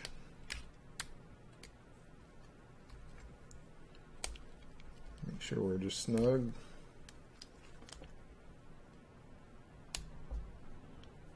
And there's no gap or anything. And then we can put this guy in as well. So this guy goes through with a nut on the other end, just to cinch up the back of the gearbox. Let's see if it tightens on its own here. Nope.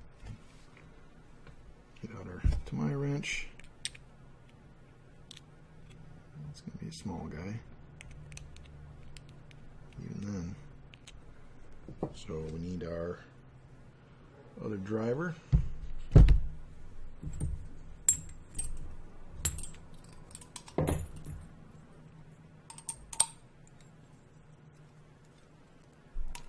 That'll do it, maybe, maybe not.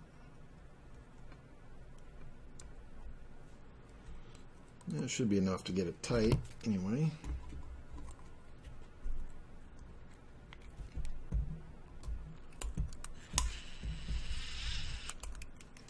Pretty tight. I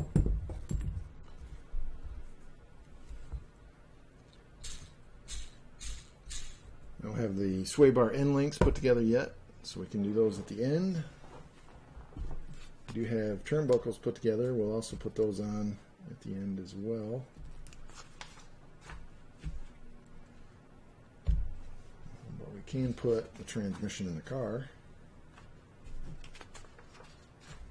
So we need 3x8s. It's going to be these guys. So 3x8s.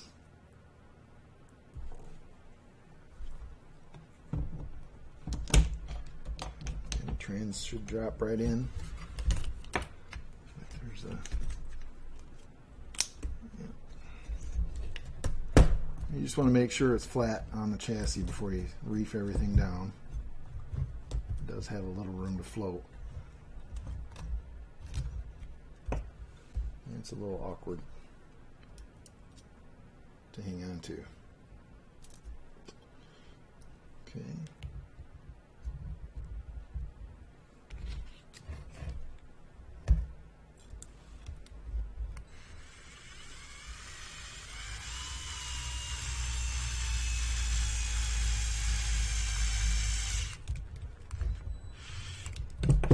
There's the first one in. Do the opposite corner.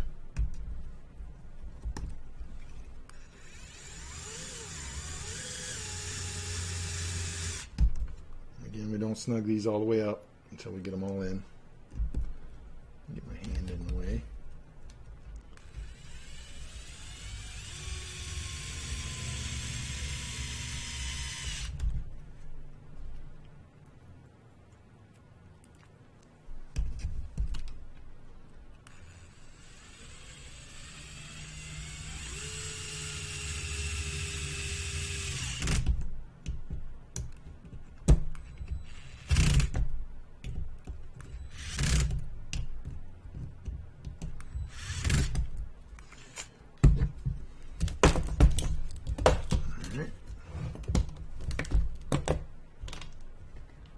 And we can still get the dog bones in without the camber links on, which is good. And we should probably get some ball studs out there. And on the inside, I gotta go back a few pages.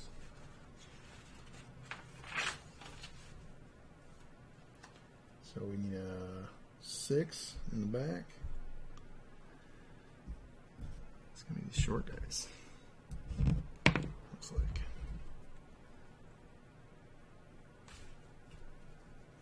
Nope. There they are. Get everything in another pile. So there's 6. No shim under them, and looks like kit setup's having us put them in the front inside row for now.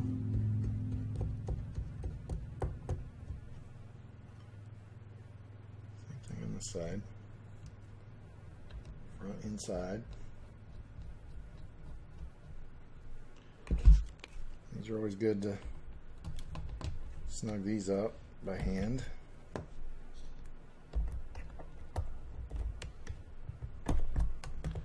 And then check them again after your first run, make sure they haven't loosened up. Go back to where we were. Running the little short guys in the inside. And for this car, it looks like no shims under the ball stud on the inside. And we're going in the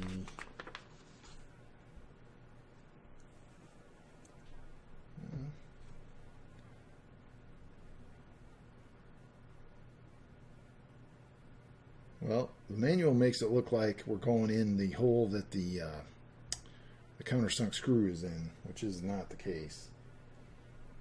So with the track we're going to be running, we want long ball studs, so, or long camber links. So we're going to be running it. You can really get them really long too, because you can run the back mount, which is way long. Maybe we'll go the front one to start. Oop. Dropping the stuff again.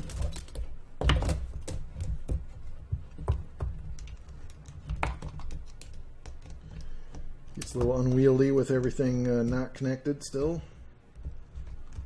That's just part of the fun.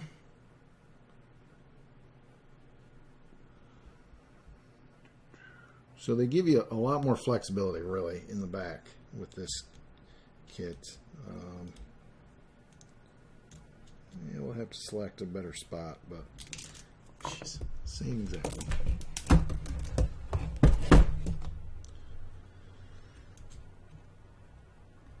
So in this position where we have it, I don't know, can you see that? It's toward the back in the camber block on the inside, and it's out here on the front. So your camber length is going to be at a diagonal, which makes it longer for the same straight distance. So it's kind of nice. And a longer camber length is going to help on our track a little bit, I think. So we'll see. Something that could change depending on what's going on. So come in, hand torque it.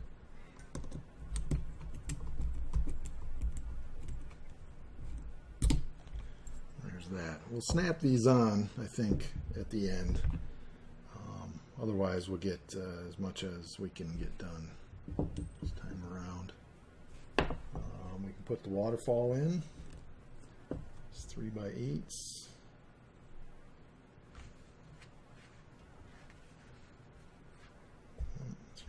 A little shorter.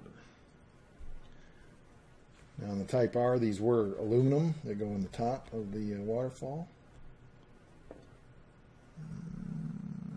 They might have these mixed up as well, but I would probably use the two shorter ones that are here. Their picture looks to be 2x6s or even shorter, so I'm just going to assume that they're the right ones here. There's a little keyway that keys in the waterfall, or I guess a key pin in the chassis.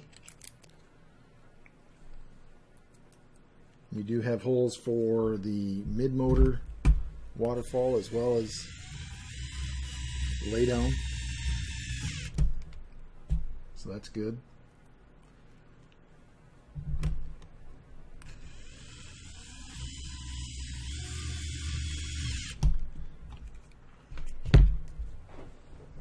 Three by 8s for the bottom.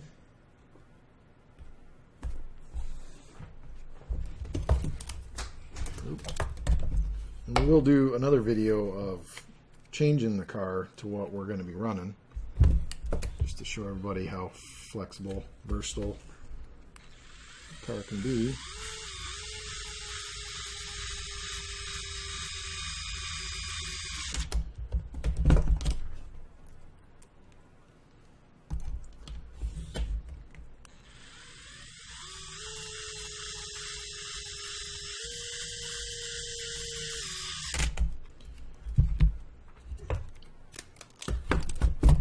Still under 3 hours on this car. So again, for those that think it takes a long time, you can build this in a couple nights just watching a couple TV shows. So see what else we got going on that we can get done before doing shocks and turnbuckles. Yeah, we can put in all the shock hardware. See if we got all that. I think we do, or in the last bag. We haven't opened that one yet. I'll move over hardware to one spot here on the side. I do have the turnbuckles pretty much done, as you see. Just got to snap those on and get them to size.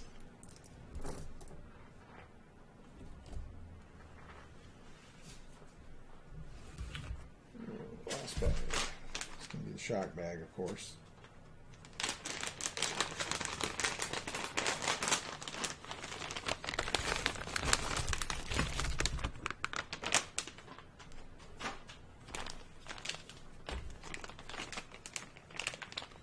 Find all of our hardware.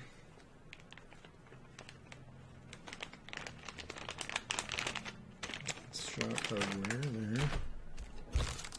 Shock bodies. Springs. I believe they do give you 2 sets of springs.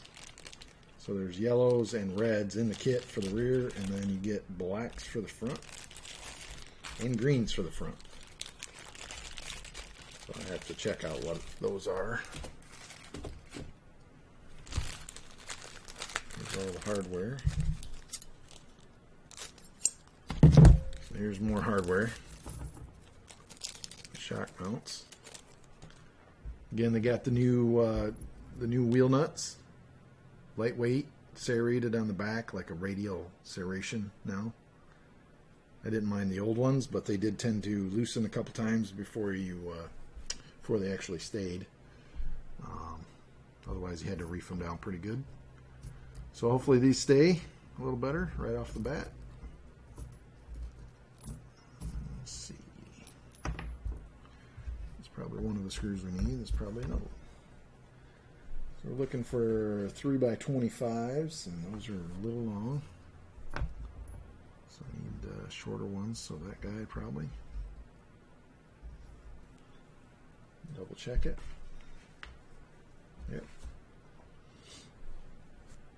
So I'm going to be calling the middle hole in the back of the tower, and we're going to be running these on the front, or at least the book tells us to put them on the front with a mid-motor. We're probably going to have to put them on the back until we get the new top shaft set up, when they come out with that. We need the nuts, which are right here. You can replace this setup with the one-piece shock standoffs now. They also have the aluminum standoff and nut. It's a one-piece standoff nut. But this is what you get in the kit right here.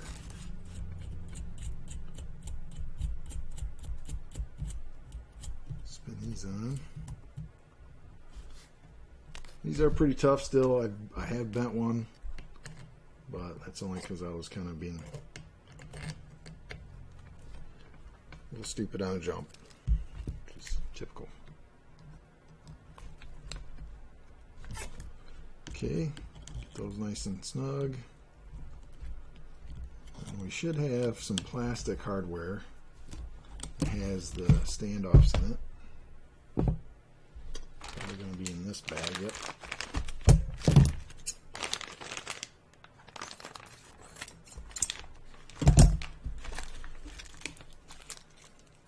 Shock stuff. There's those.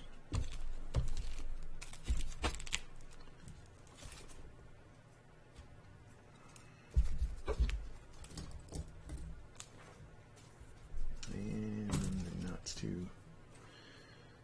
So they're plastic nuts, hold the shocks on, and we'll work on those when we do the shocks. So these guys, there's the same plastic piece, front and rear, except the rear has its own spacer now. And that's on another tree. It's on this tree over here. So this tree has the spacers, 4mm spacers.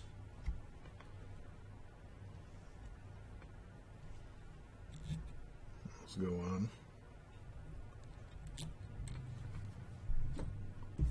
So that's pretty much it, and then your shocks are going to go on after that, and then tighten them up. So we will work on that when we do the shocks at the end.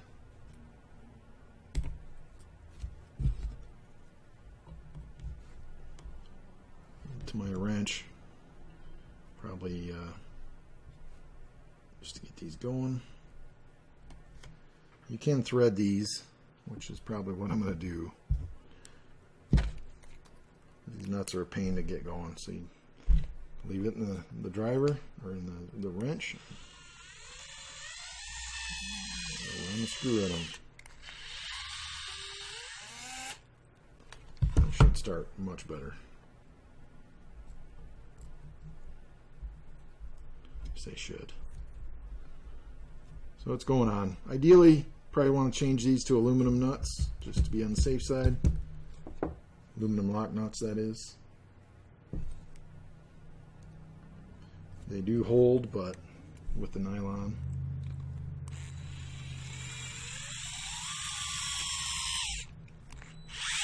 But they're like any lock nut, they're only going to be useful for a while, and then you're probably going to find that they loosen up.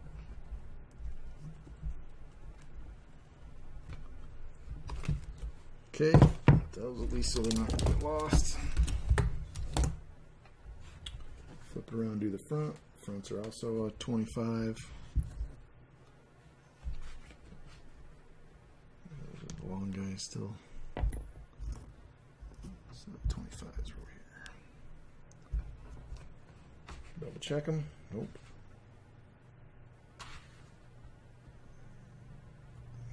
These are 18s. So apparently their scale is off on these screws as well. So there's only 2 long screws left, and these are pretty much the ones we're going to be using for the front. They're about 3 millimeters or 2 longer than what the instruction manual shows them being. And they're going to be running them in the middle again. So PR typically will run their all their stock setups in the middle. That's probably the best place to start in general. At least it gives you some tuning options.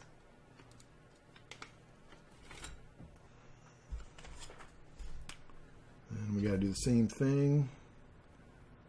Hunt down the standoffs and the nuts.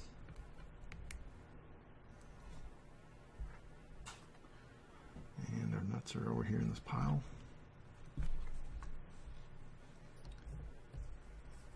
These may be, yeah, the front's, well, the front's calling for 25, the rear's calling for 28, so we may have to swap these around. We probably will, but I'll do that off the video first.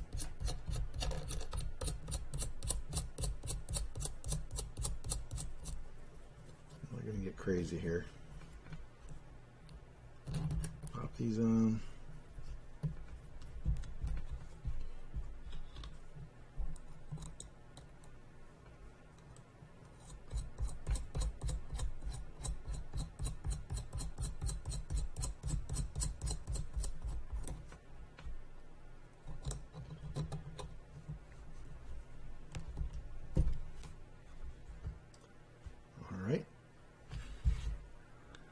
Next we'll jump on some steering shafts, get the rack in it.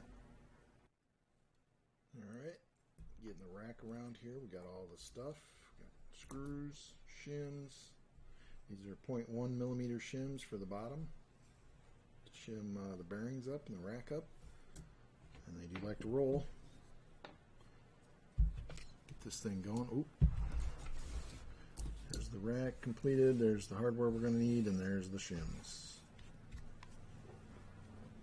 Got anything else in, just the front, couple front screws here.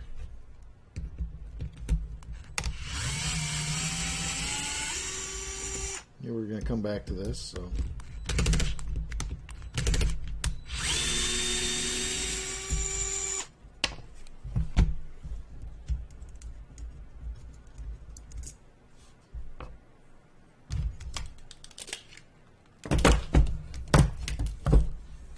pops right off.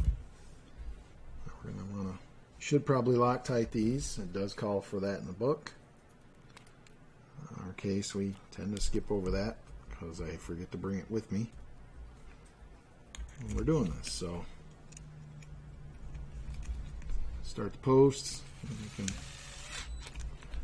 get it torqued down. Again, this is another thing. Check it after you run it, even if you've Loctited it.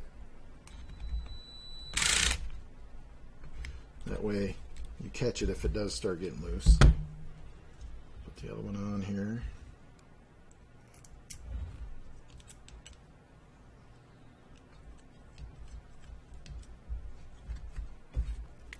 Same setup.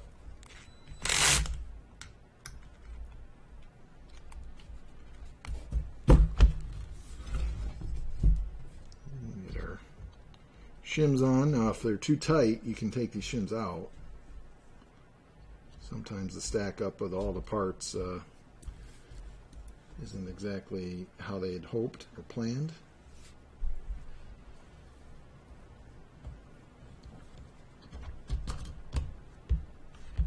We had the whole assembly from before. It was right on. You can see the full travel of the setup. You can also flip this rack over if you wanted to change the angles of your steering arms. And you can use the other racks from the other kits as well to move your steering points around for your Ackerman adjustment. Get the front end back on now. We'll probably take this back off again when we're doing turnbuckles. Matter of fact, yeah, probably just pull it back off at some point.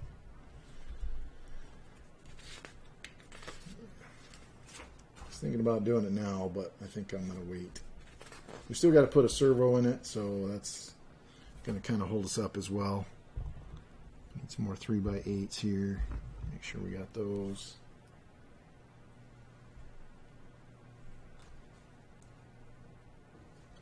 Yep. So these will just keep our posts and everything lined up while we're working on everything else. Just want to make sure you don't cross thread these, because it is pretty easy. Can't let the plastic tell you where the screw's going to go. And that'll keep the whole front end together while we're working on the rest of it.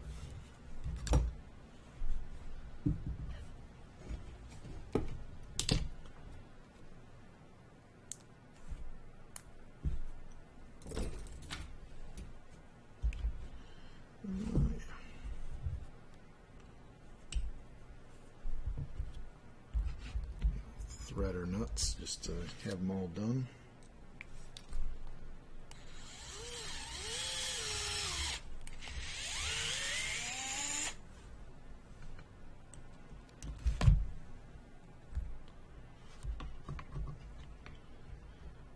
The fronts are a little more of a pain because you got a little less room to work, and it'll do that sometimes too. So.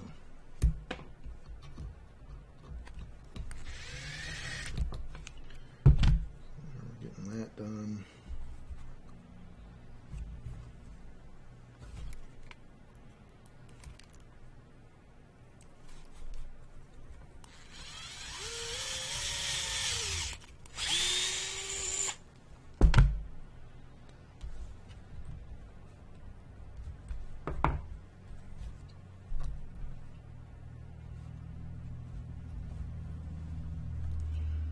Okay, and then we'll put some battery straps in. This is a new battery strap setup than before.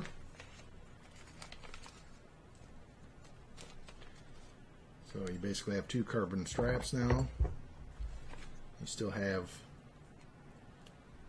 your battery stopper, so you can mount that in a couple different places. Probably not like that, but if you turn it around, you can usually mount it like that, but it doesn't look like this one even fits anymore, so probably just an old piece they left on the tree.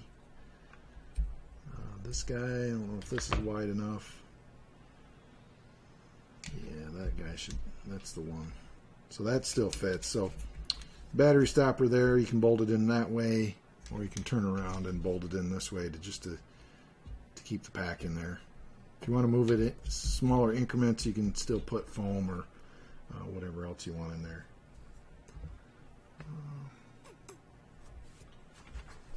Whatever makes the adjustment correctly. And do what you want anyway. And we still need some tie rod bolt studs, so that's 6 by 6 millimeter, and then we need a lock nut for that, which, yeah, they got us little lock nuts here.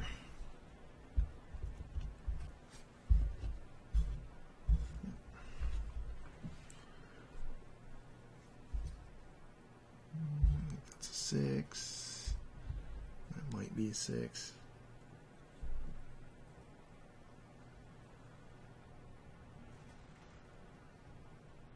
Nope. So we're left with some longer ball studs, which is fine. I don't really have a problem with that. Calling for going in the center hole of the 3 holes here for the steering arm. That guy. There is a 1 millimeter aluminum spacer underneath, so one of these guys. Basically the silver ones. that there. The nut on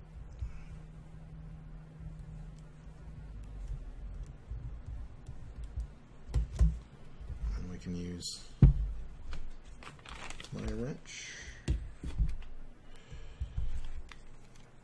2mm. So if I can get it in there.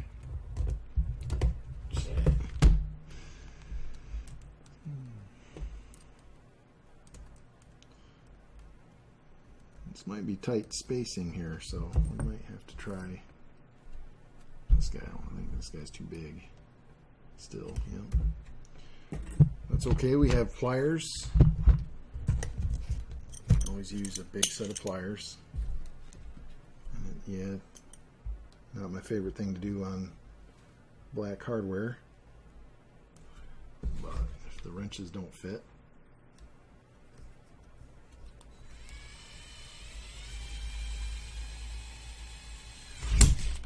there you go. Not the most graceful way to tighten it either. Well, it's not coming loose. It's got a lock nut on it. Should be good.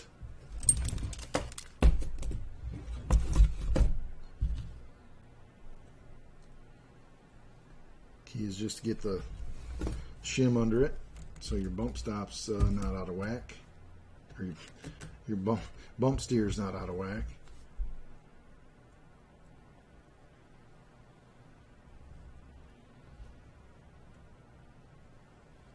Or maybe you want it without the spacer in there, I don't know.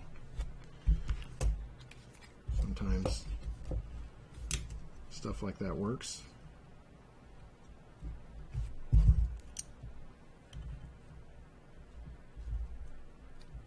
Get this in position here so it doesn't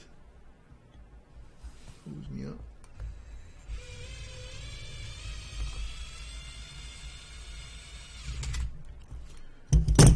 There's that. So we're pretty much ready to put turnbuckles on. But first we're going to put our battery straps on. There are new thumb nuts for those. Just have to find them now.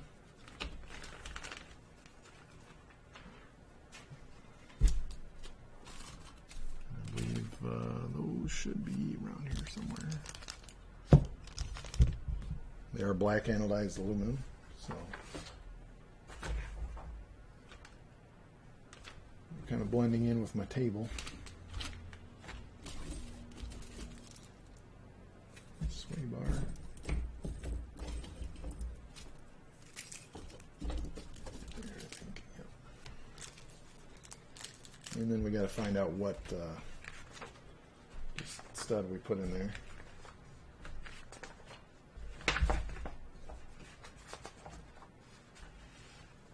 Those are going to be 3x16 studs.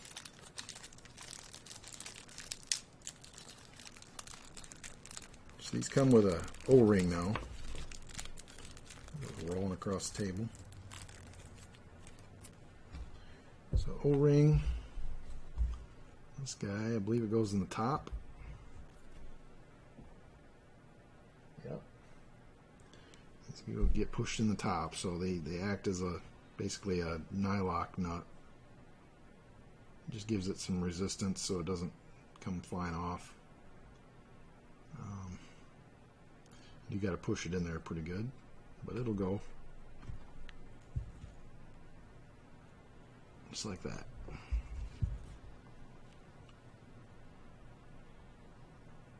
Just in there for, like I said, keep it from vibrating loose. It'll vibrate and probably loosen up, but it's not going to come off.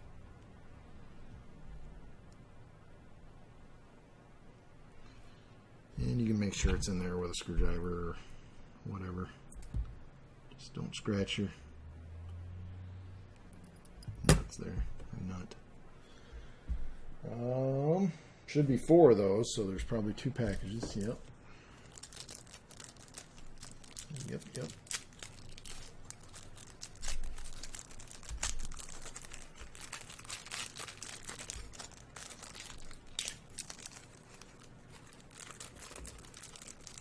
those. Okay.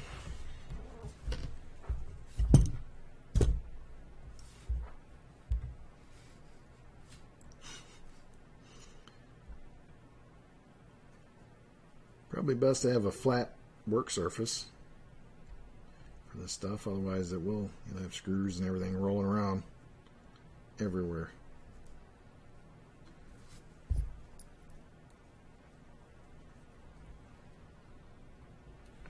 Okay, there's that one.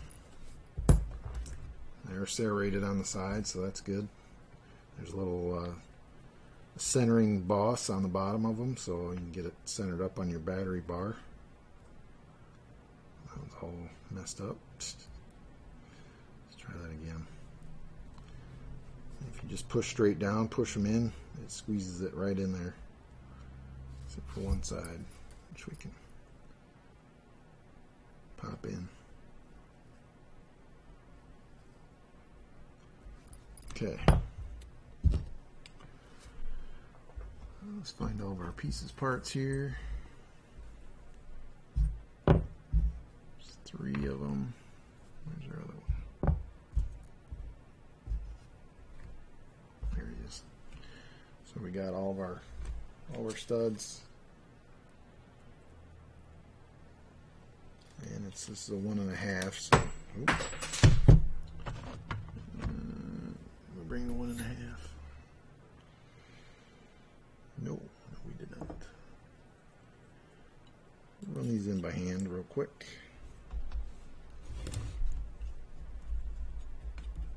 Let's get them in straight, start them straight.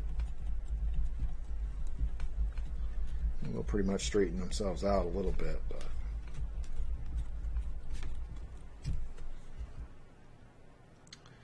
see where that ends up at the height.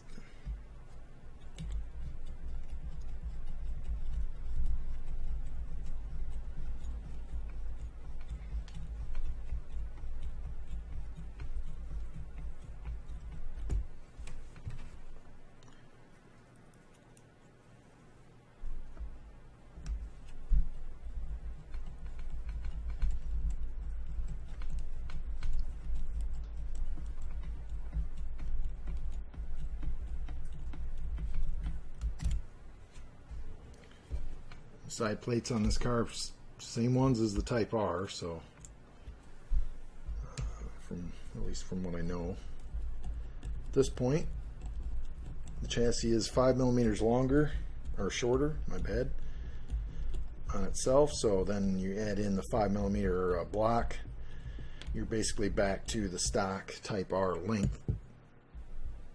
So then if you run really small or really short tracks, then you can get the +0 block and put in there.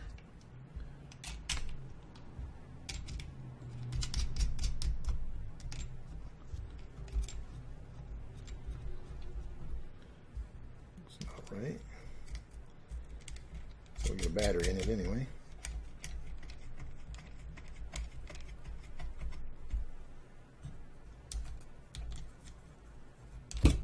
The front ones have slots in them. I'm not sure if these are, yeah, they go in right in. I guess pretty good on the height anyway. They do get tighter as the O-ring gets threaded into, but there's those. I think the new battery strap just lets the car flex a little bit more. Maybe. This is the aluminum chassis too, so it's going to be still pretty stiff. Again, there are different chassis for this car. There's carbon fiber ones. There's a machined aluminum one that's got more cutouts. Several different options. So take a look. It's under the EVO parts page on our website. Basically go into the PR category, then PR parts, and there should be a category for the EVO in there. So we will get our turnbuckles on and then work on getting our shocks done, and then hopefully I'll have a servo ready to go by then. We can get that in, and some radio equipment. Not sure if we're going to do that online or not, but around the video, but we'll see.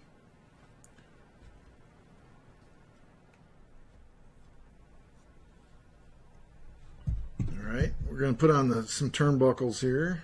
It's always my funnest thing. Actually, first we're going to put on the sway bar. I did build the links off camera, so it only took about 5 minutes to throw those together. Not a big deal. To put the sway bar on, we basically have to take off the rear camber mount because it sandwiches it between the transfer case or the transmission and the camber plate. So we're going to go ahead and do that. To do that, we got to take off the ball studs to get back to the screws that go into the camber mount, the ball stud mount that's on the transmission.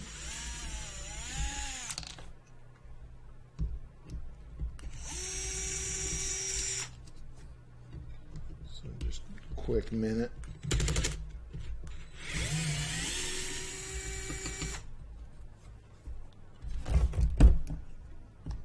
I'm basically not going to be running the sway bar unless I have to, really. Our track is a little slippery. So there's a channel in the bottom where the sway bar mounts to, just like that. I'm going to leave the red indicator in the center there and shrink that on at some point. So put all that back together, and we can get our carbon shim goes in the bottom. So I haven't put the top bolts in yet, so the carbon shim will go in once we get the top bolts ready to go.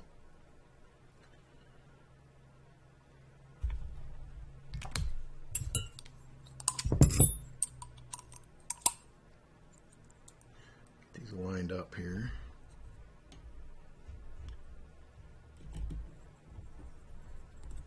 Once you had it threaded once, they should start a lot easier the second time. I'm just going to snug this one up so I don't lose my bar. There's that one. Put this side in.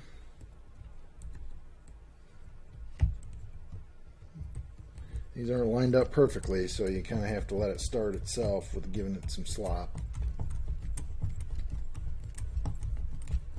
Goes in. Be careful not to strip these out. They're pretty thin on the transmission side.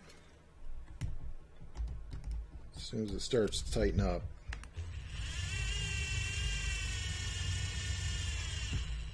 I would stop.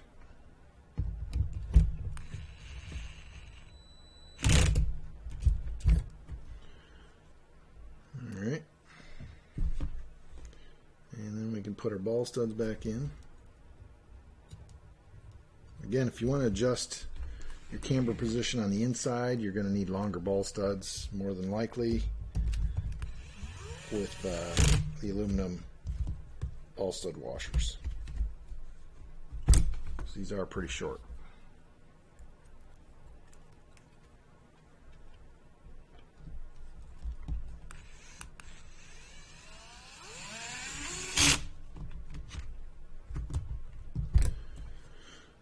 Okay, and then the links are pretty easy to do after that.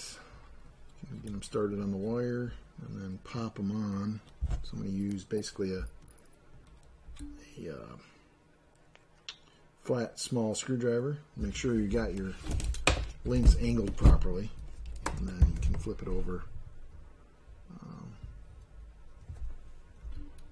and basically push it in from the other side. Might have to finagle it, but it should pop on just like that.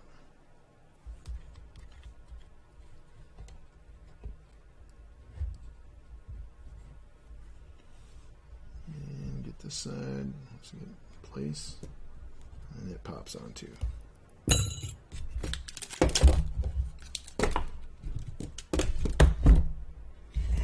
Knocking stuff everywhere. That's what's going to happen when we have this laid out for video.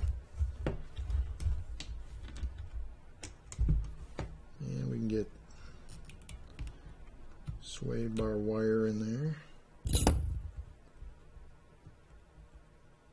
I start right even with the end on the outside of the ball.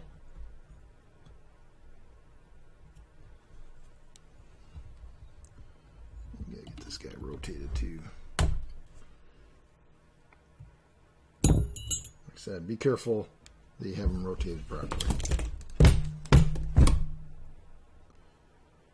Pretty much try and do this in a hurry.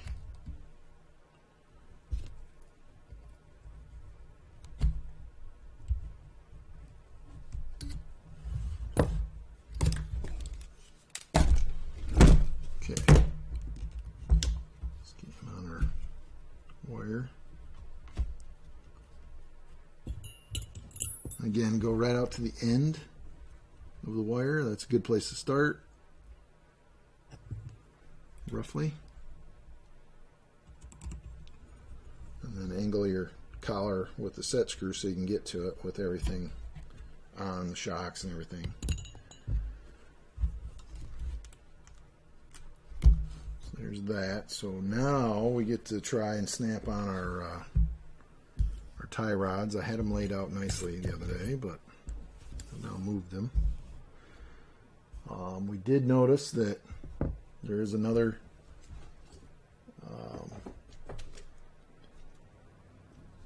I think that there was a shortage of the straight long ball cups.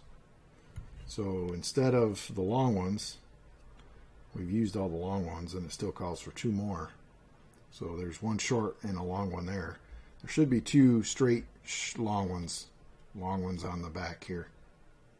Instead, we had to use the long hooked one for the rear camber link, which is fine because you can get around your shocks and stuff depending on which way you have it angled. But the manual calls out for both straight on this side. And we're going to be running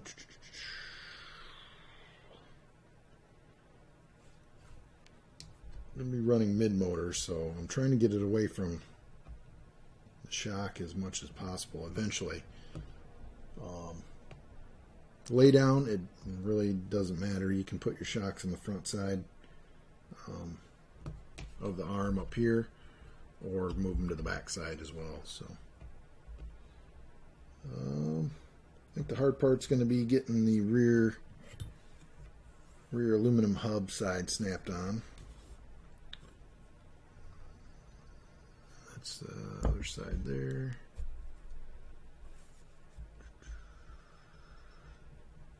Again, with your turnbuckles, you always want to have, or at least I do, I always like to have the left hand thread to the left of the car, and it's denoted by the little mark on the turnbuckle. See that on there somewhere? Yeah, barely.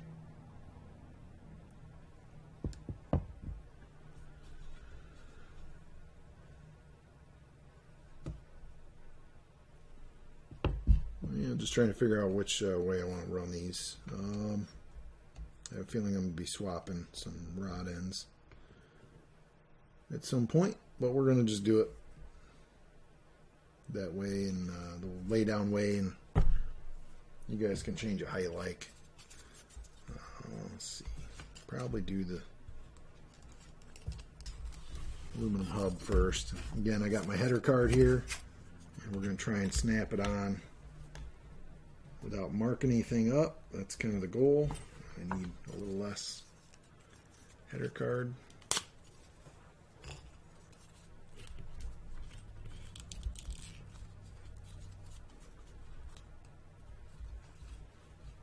And get that out to the side. Get the pliers on there. I like a little channel lock plier for this. It's a little easier to even hook the bottom and snap it on. It's still a pain. I hate it. But it is what it is, and it works. So there's the outside snapped on. And then we'll snap on the inside. Inside might be a little easier, but we're trying to protect the aluminum camber plate so it doesn't get all marred up. At the same time, not mar up the ball cup, because that's what everybody sees a lot of times too.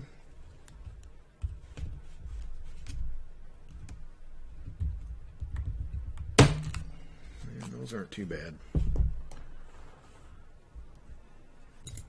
And then we have our camber link wrench. We can snug these up a little bit and get our camber close.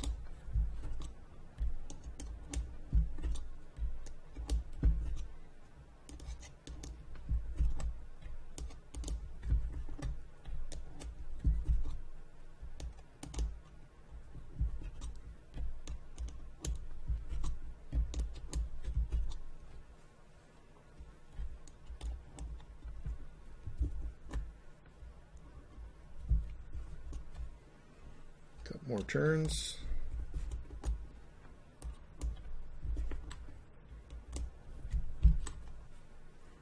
And probably a couple more. They do give you a measurement in the manual, so if you have a pair of calipers handy, you can measure them and get them preset before you even put them on. I didn't do that, obviously, but either way, however you do it, it's just a matter of getting it done. So then we set up out here again.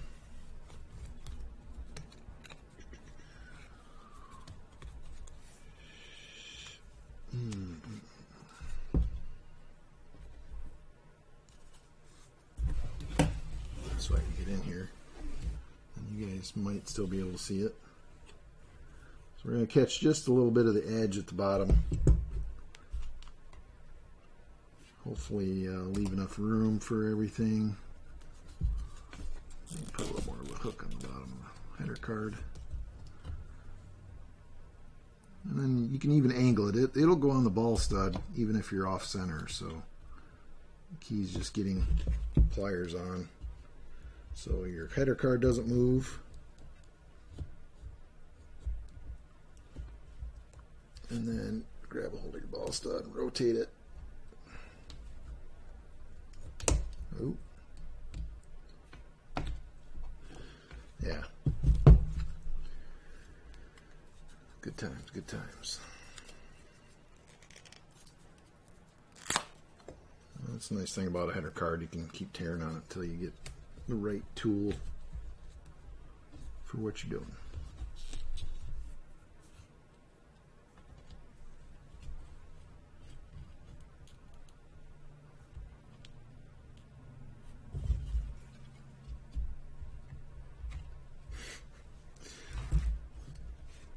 So you just got to keep trying it until you finally get a position that works for it.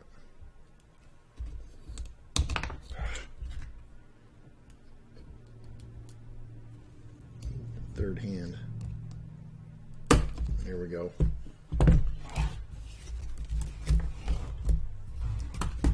So knock the rest of my parts around off my work space.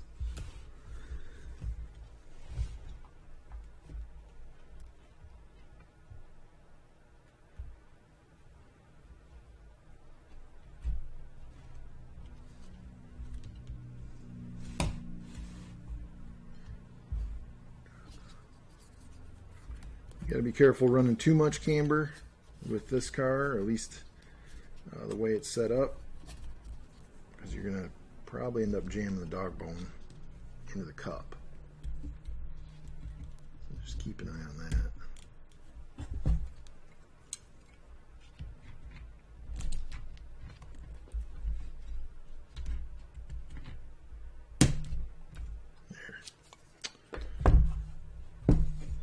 Again, do the camber adjustment.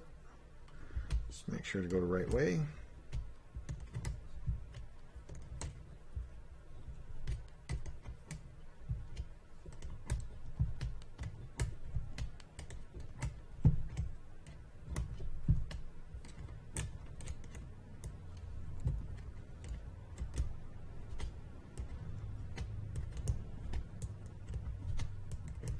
Between these and the shocks, I think this is pretty much what takes the most time.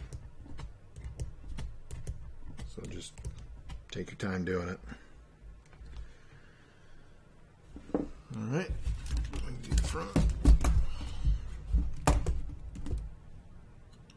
Front's it's going to be a little easier. We got the angled ball cups on the outside so that when the car's turning, it clears the shock in here in the pocket. And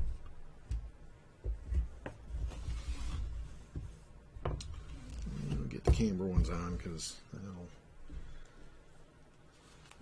calm down from flopping around a little bit.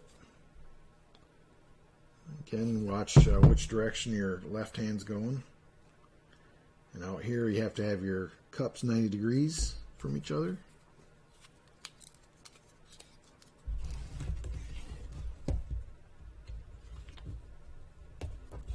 It should be easier as long as your channel locks are open enough.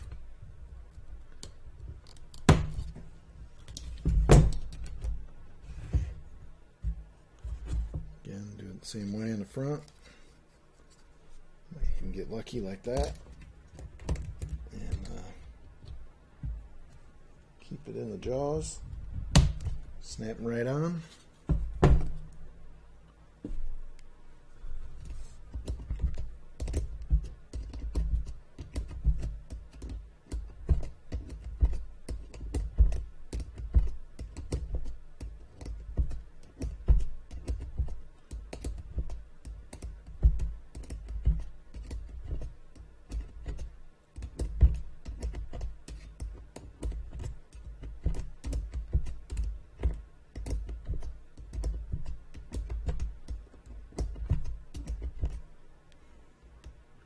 And again, we're just eyeballing it right now. Get them so they're close to being straight and get them on the setup board later. Okay, do basically the same on this side.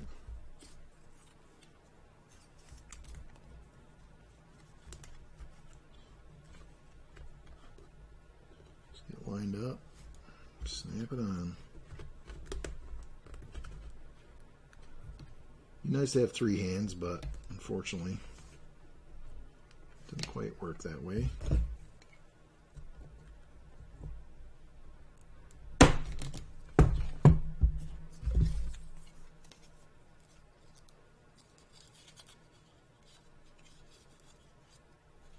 haven't tried pushing the gray material ball cups on by hand, but I'm sure we'll find out when we get racing this year.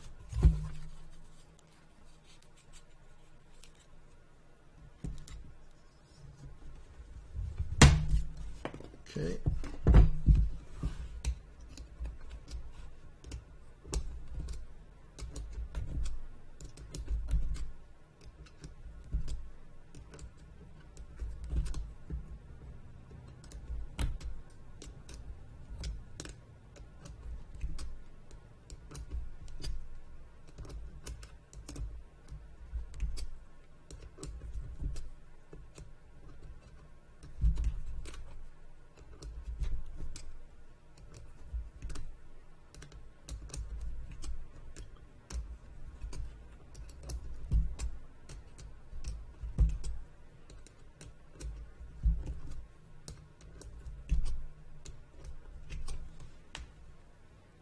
Okay, now we can do our tie rod for the steering. These are always fun with the rack being where it's at.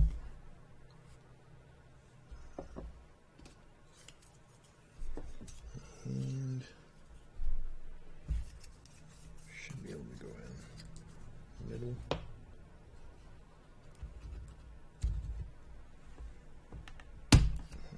Easier than I thought it was going to be. Here and do the same thing.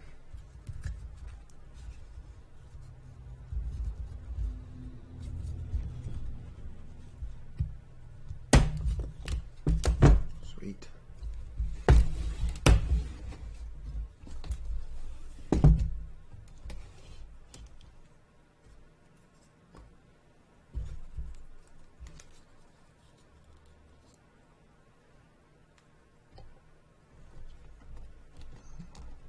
It's always fun with something that's different from side to side, so when you switch hands. Try and get this in. Pull the rack out. Oh, Get it under there. Hopefully be lined up. We don't want to mess up our rack, bend it, make big gouge in it or something like that. That's not cool either.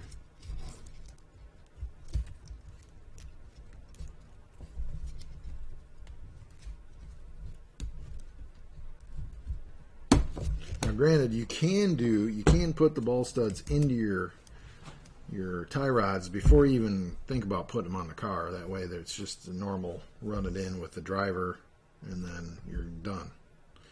But we do things a little more hard, especially on the fly.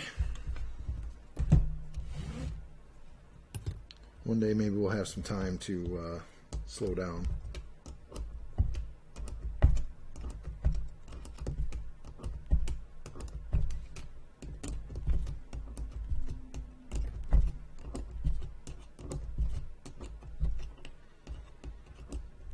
If you're new to our website, our YouTube channel, we ship PR racing products almost every day of the week nowadays. So feel free to check out our website. We'll definitely take care of you there. We like to ship stuff before we even send you shipping confirmation, so it's all a manual process on our end. So unfortunately, I got to go click the button every time we do send something out, but you can be sure that we've sent it out. If it says shipped on in your account, we shipped it.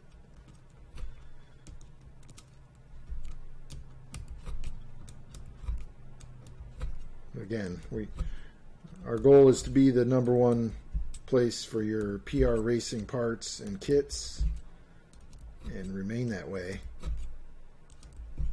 for the foreseeable future. Now that I'm doing it off camera here, not that you really want to watch me do turnbuckles, but so we're pretty close there. Got a little toe out, that's fine. We're getting down to the very end, pretty much. I dig the wheel nuts. Pretty sweet.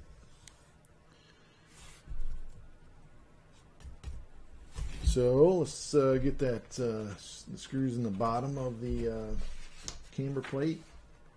That way we can cinch up the back end of the car. Looks like we're only using 3x8 flatheads there. Find our 3x8s. I think those are it.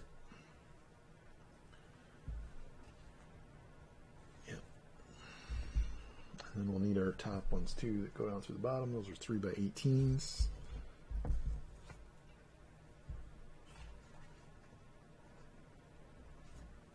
Maybe these other guys. It's hard to say.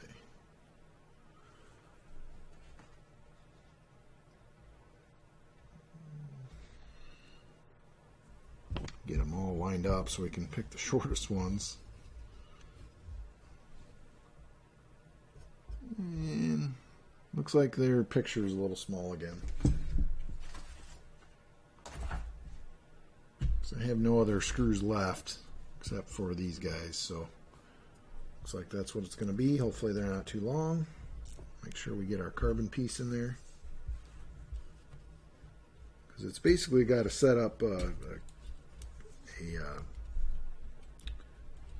threading point for both sets of screws, so in the aluminum block itself. It's on there. There we go. You can run your screws down. Looks like it's only a couple threads in the aluminum, so be super careful.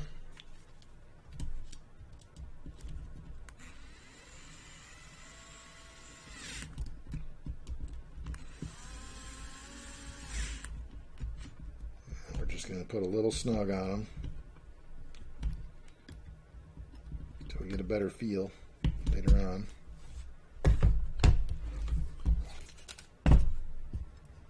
And we already have our lower screws in, so I guess we're good there. So it's the upper screws that capture to capture the carbon piece, so you want to make sure that's going to stay in there. So maybe we do it by hand here. Feel where it's at. You don't want the screws being too long and bottoming out on the screws on the bottom.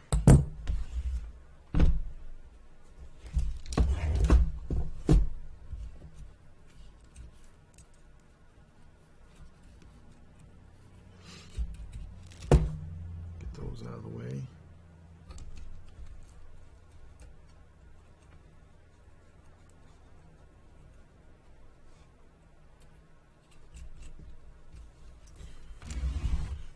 Alright, so all we have left really is shocks and just a few little things, cutting out the body, trimming up the wing, putting the springs on, and we'll do that next.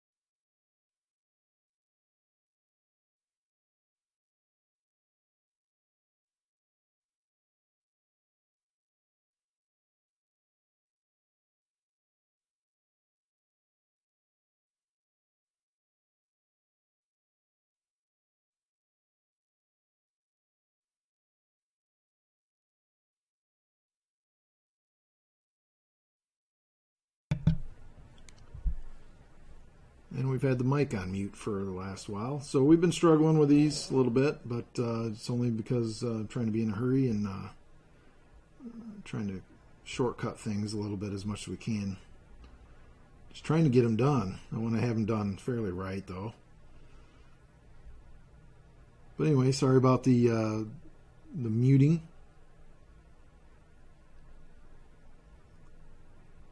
It's just building shocks. We've done it on several other videos, so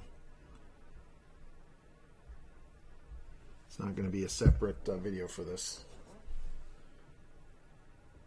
No real production issues.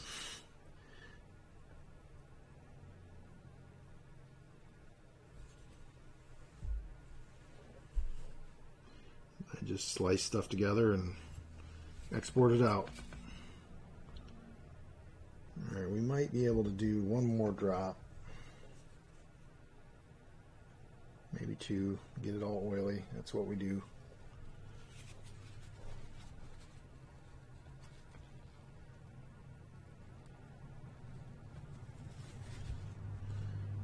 Get our cap on, get it started.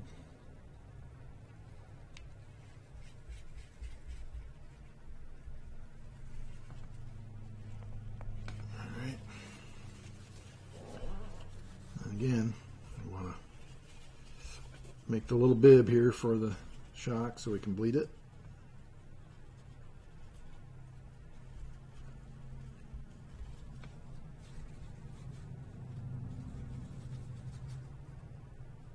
Now we want them stand them straight up. With the way the cap is now, just stand them straight up and slowly push the shaft out. That way all your air goes up to that small little cavity in the top of the cap. And now we can push it right out. Get a bleeder screw there.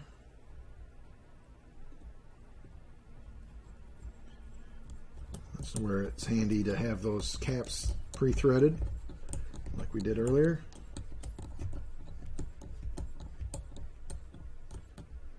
Just snug them up.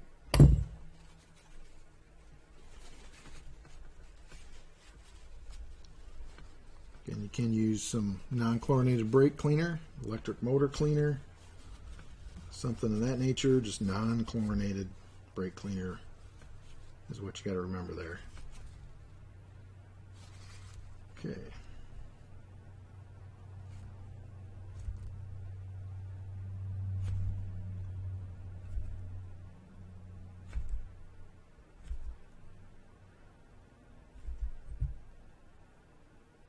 Pretty similar to our rear shocks.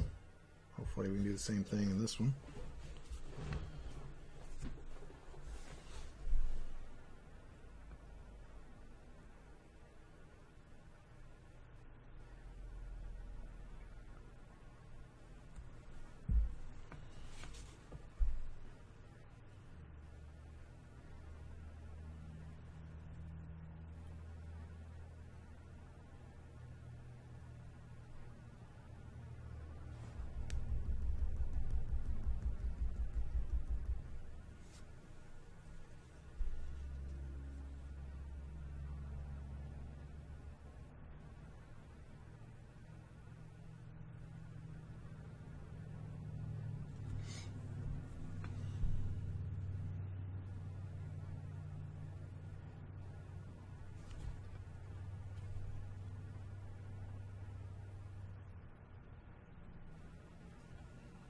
Just a few more bubbles coming up.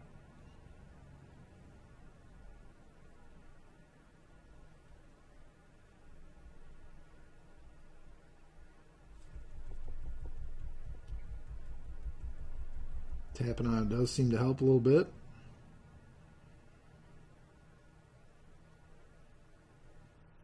Although, in my experience, tapping on a can of Coke does not help anything. You can try it if you want.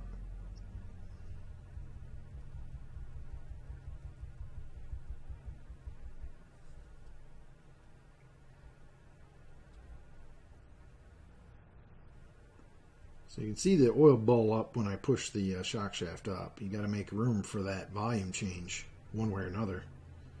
either with a bladder or just a neutral or a negative pressurized air after you've cycled it a few times.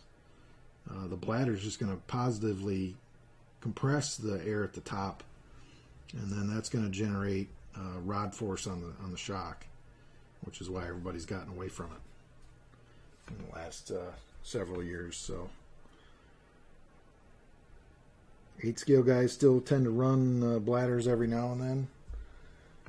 It really just depends on the track conditions, the weight of your car, all kinds of things. So, but for 10 scale, probably not the best setup.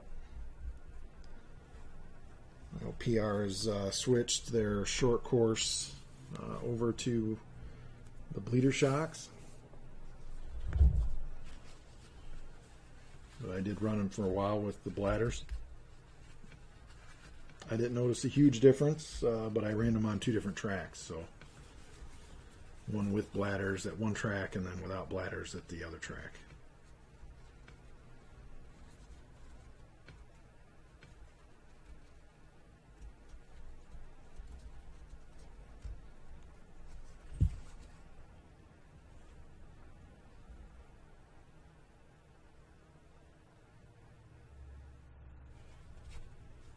Just a little bit on that one. Find our bleeder screw.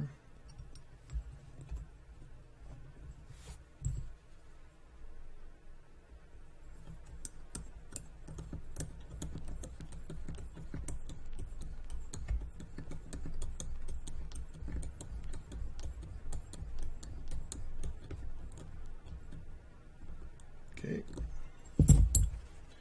Wipe her off. So we don't get any dirt buildup.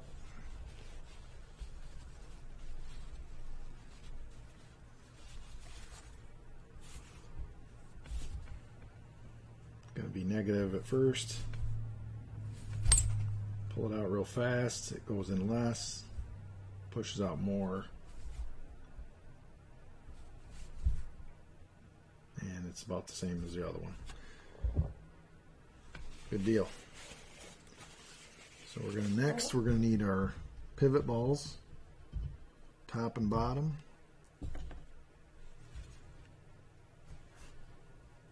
As well as our pivots for the top. And these guys.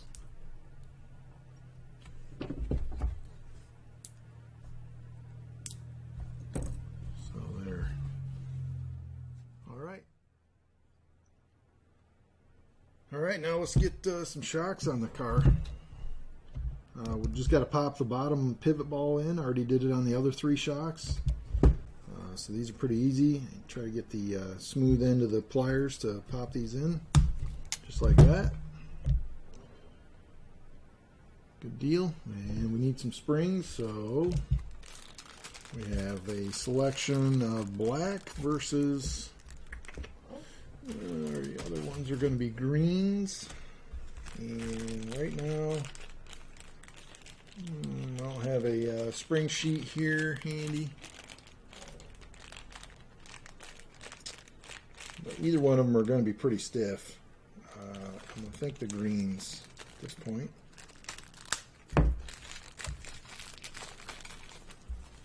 Each one comes with heat shrink, so don't forget to put those on, otherwise you won't be able to tell what they are. Kind of a problem. Not too many people with spring raiders out there for RC stuff. These are heat shrink, so just be sure to do that. They will go on without needing a lighter or something right off the bat. You can always do it later. Just remember it does have a possibility of coming off if you don't do it soon enough. And I like to put it right in the middle. That way it's not messing with the spring rates anywhere.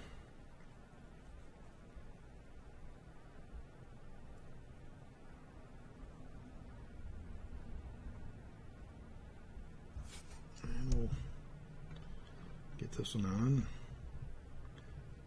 Figure out what we want for rears. So in the kit they give you reds and they give you yellows. I think we're going to be running yellows. That's what we ran last year on my mid motor. So that's what we're going to start with again. Again, 2 spring sets for the front, 2 spring sets for the rear in the EVO kit, along with the suspension pillow ball insert deal, which is nice. Now you have multiple toe adjustments, multiple anti-squat adjustments. You can even raise and lower the roll center to some extent with just the pills, just the inserts. Shouldn't say roll center anymore, but it's going to be able to loosen or tighten the car just by raising or lowering the pivots in the back. So effectively it is the roll center. It may not be calculated in that way, but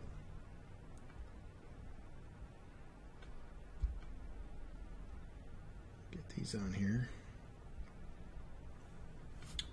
And then we want to put our springs on our shocks. We need cups. They do have a longer spring cup that holds the spring a little bit better. You can see the difference in height.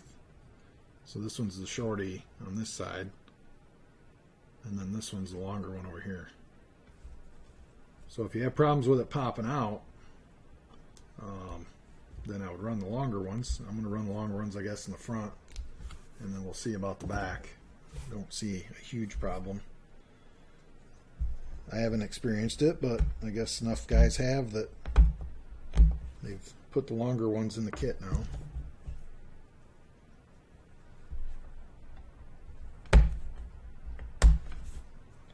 Taking up stuff here. So we get our spring on, no particular way. Make sure we got enough room, and pop our retainer on.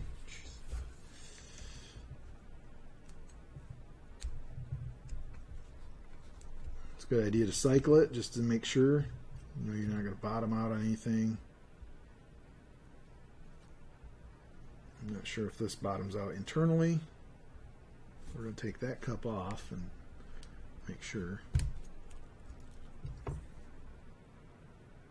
So we got about a 1/16 of an inch in between the shock body and the end. This guy, we rotate it around, we got a little more than that. So the inside height is going to be about a little more than that. So it looks like the cap is bottoming on the retainer, so that's good. I just didn't want it bottoming on the side that goes up and gets close to the shock body, right in there. So as long as the surface on the bottom, the cartridge cap, and inside the retainer are bottoming, that's fine. You just don't want it hitting the body with the side of the spring retainer.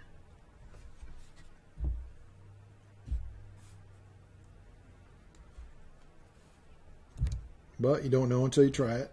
Now you know before you try it, but in my case I didn't know one way or the other.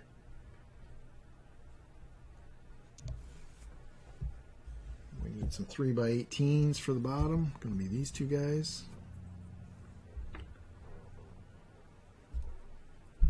And then they want to do,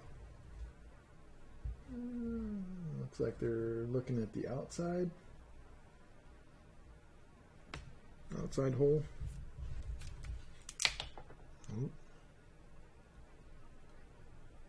And of course they show the gull wings in the picture in the manual. Yep, outside looks like. Get these guys started.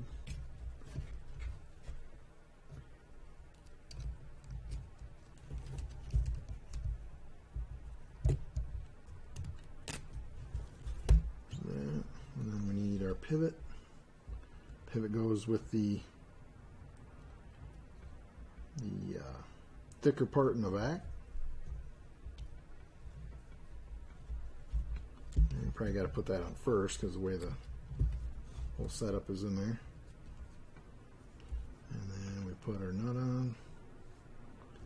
Still not a great way to do these unless you get one of the shorty nut drivers. The big knurled end on it. But until then, you just kind of got to deal with it.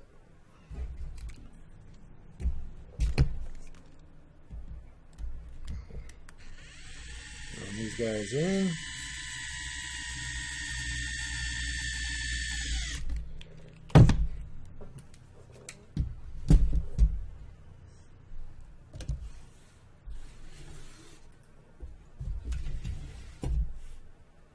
We want our bleeder screws out too, so just keep that in mind. That way you can bleed them in between rounds without too much hassle.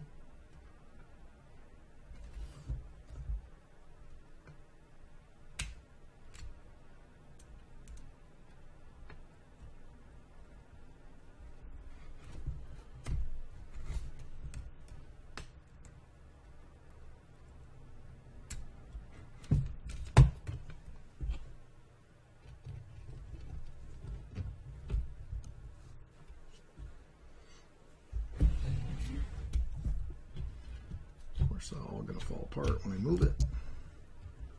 We'll get the nut on, get it started anyway, and then run the bottom in. Easy enough.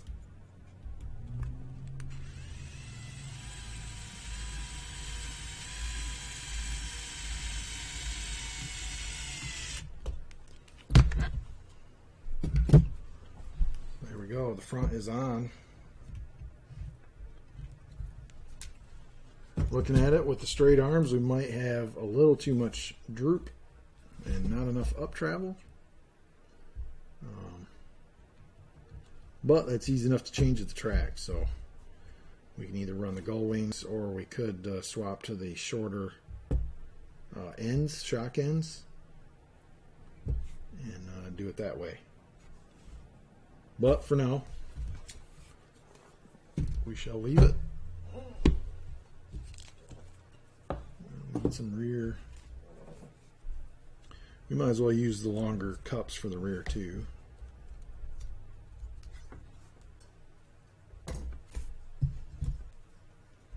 Trim these out.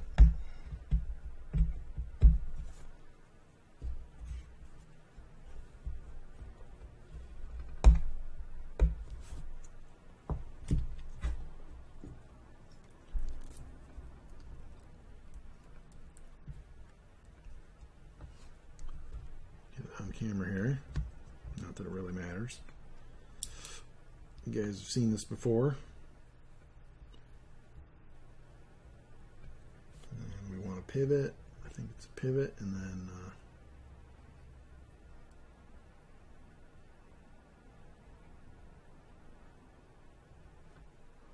pivot goes on. Get a nut on there, and then the rear. We need a 3x14 for the bottom.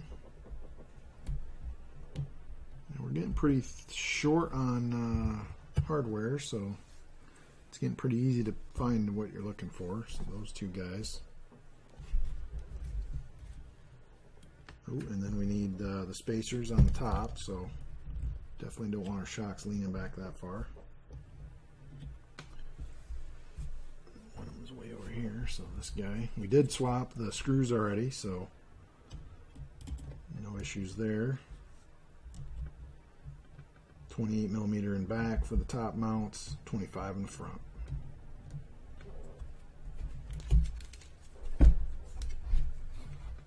Mainly want us to start the rears in the middle for the kit setup. Again, your setup may vary for the track you're running. Yeah, I'm going to start this by hand, I think. Just not able to do it one-handed with the wrench.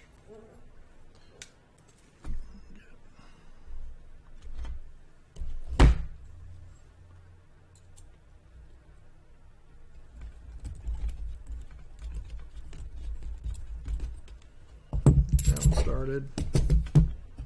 The other one set up.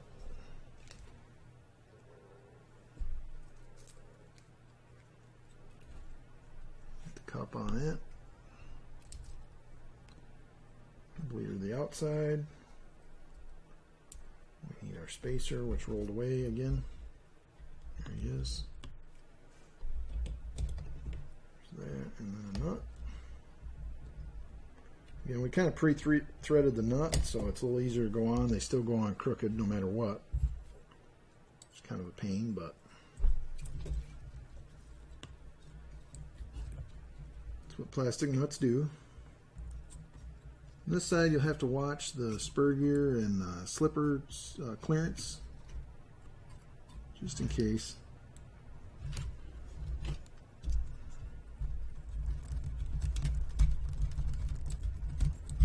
And the lower started pretty easy. Switch back. Run those into the driver.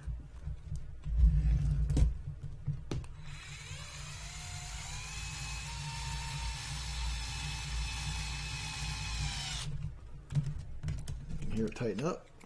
Do the other side.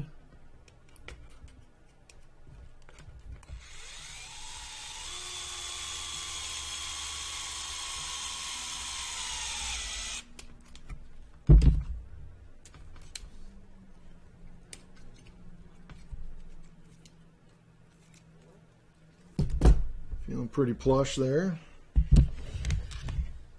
And then we have top side. We can tighten those up a little bit as my X-Acto blade still wants to keep rolling.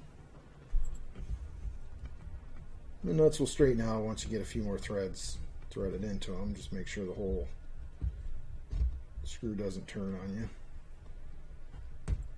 And you can definitely use the plastic nuts to race with. They don't come loose. In fact, if you do tend to be on your lid quite often, like I am sometimes, then they just wear down with the way they land and slide across the track. So there's those guys. We might be able to get to the fronts. It's not as easy on the front with this little wrench, but you can do it. You need about to cut this off the back, and then you might have something you can work with a little easier. We'll get it up there, and that'll pretty much do it for the car build itself. There's nothing else we really need to do other than get our electronics in it, get a body cut out and painted, and get a wing on it. And we'll be racing in probably 3-4 weeks. I'll be on vacation for a week and a half of that, but it's not going to be too long, and we're going to need to have this thing done. So,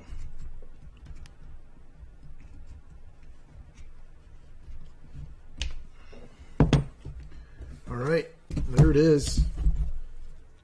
PR Racing EVO Type-R, super low center of gravity motor plate, chassis setup, lay down transmission, sway bar, pill system in the back, all kinds of steering geometry options for the front. A full set of spring option parts are available for the car. It comes with aluminum front camber mounts, caster blocks. Comes with nice custom aluminum serrated nuts, aluminum rear hubs. You can see those there. And you have, like I said, tons of option, guys. There's like 4 or 5, 6 bulkheads, I think 7 maybe, with the brass options. To make the car longer, you can make it a little bit shorter, more kick up angle in the lower pins. All kinds of stuff. So super versatile car. That would be, again, the PR Racing EVO Type-R 2-wheel drive buggy. Right there.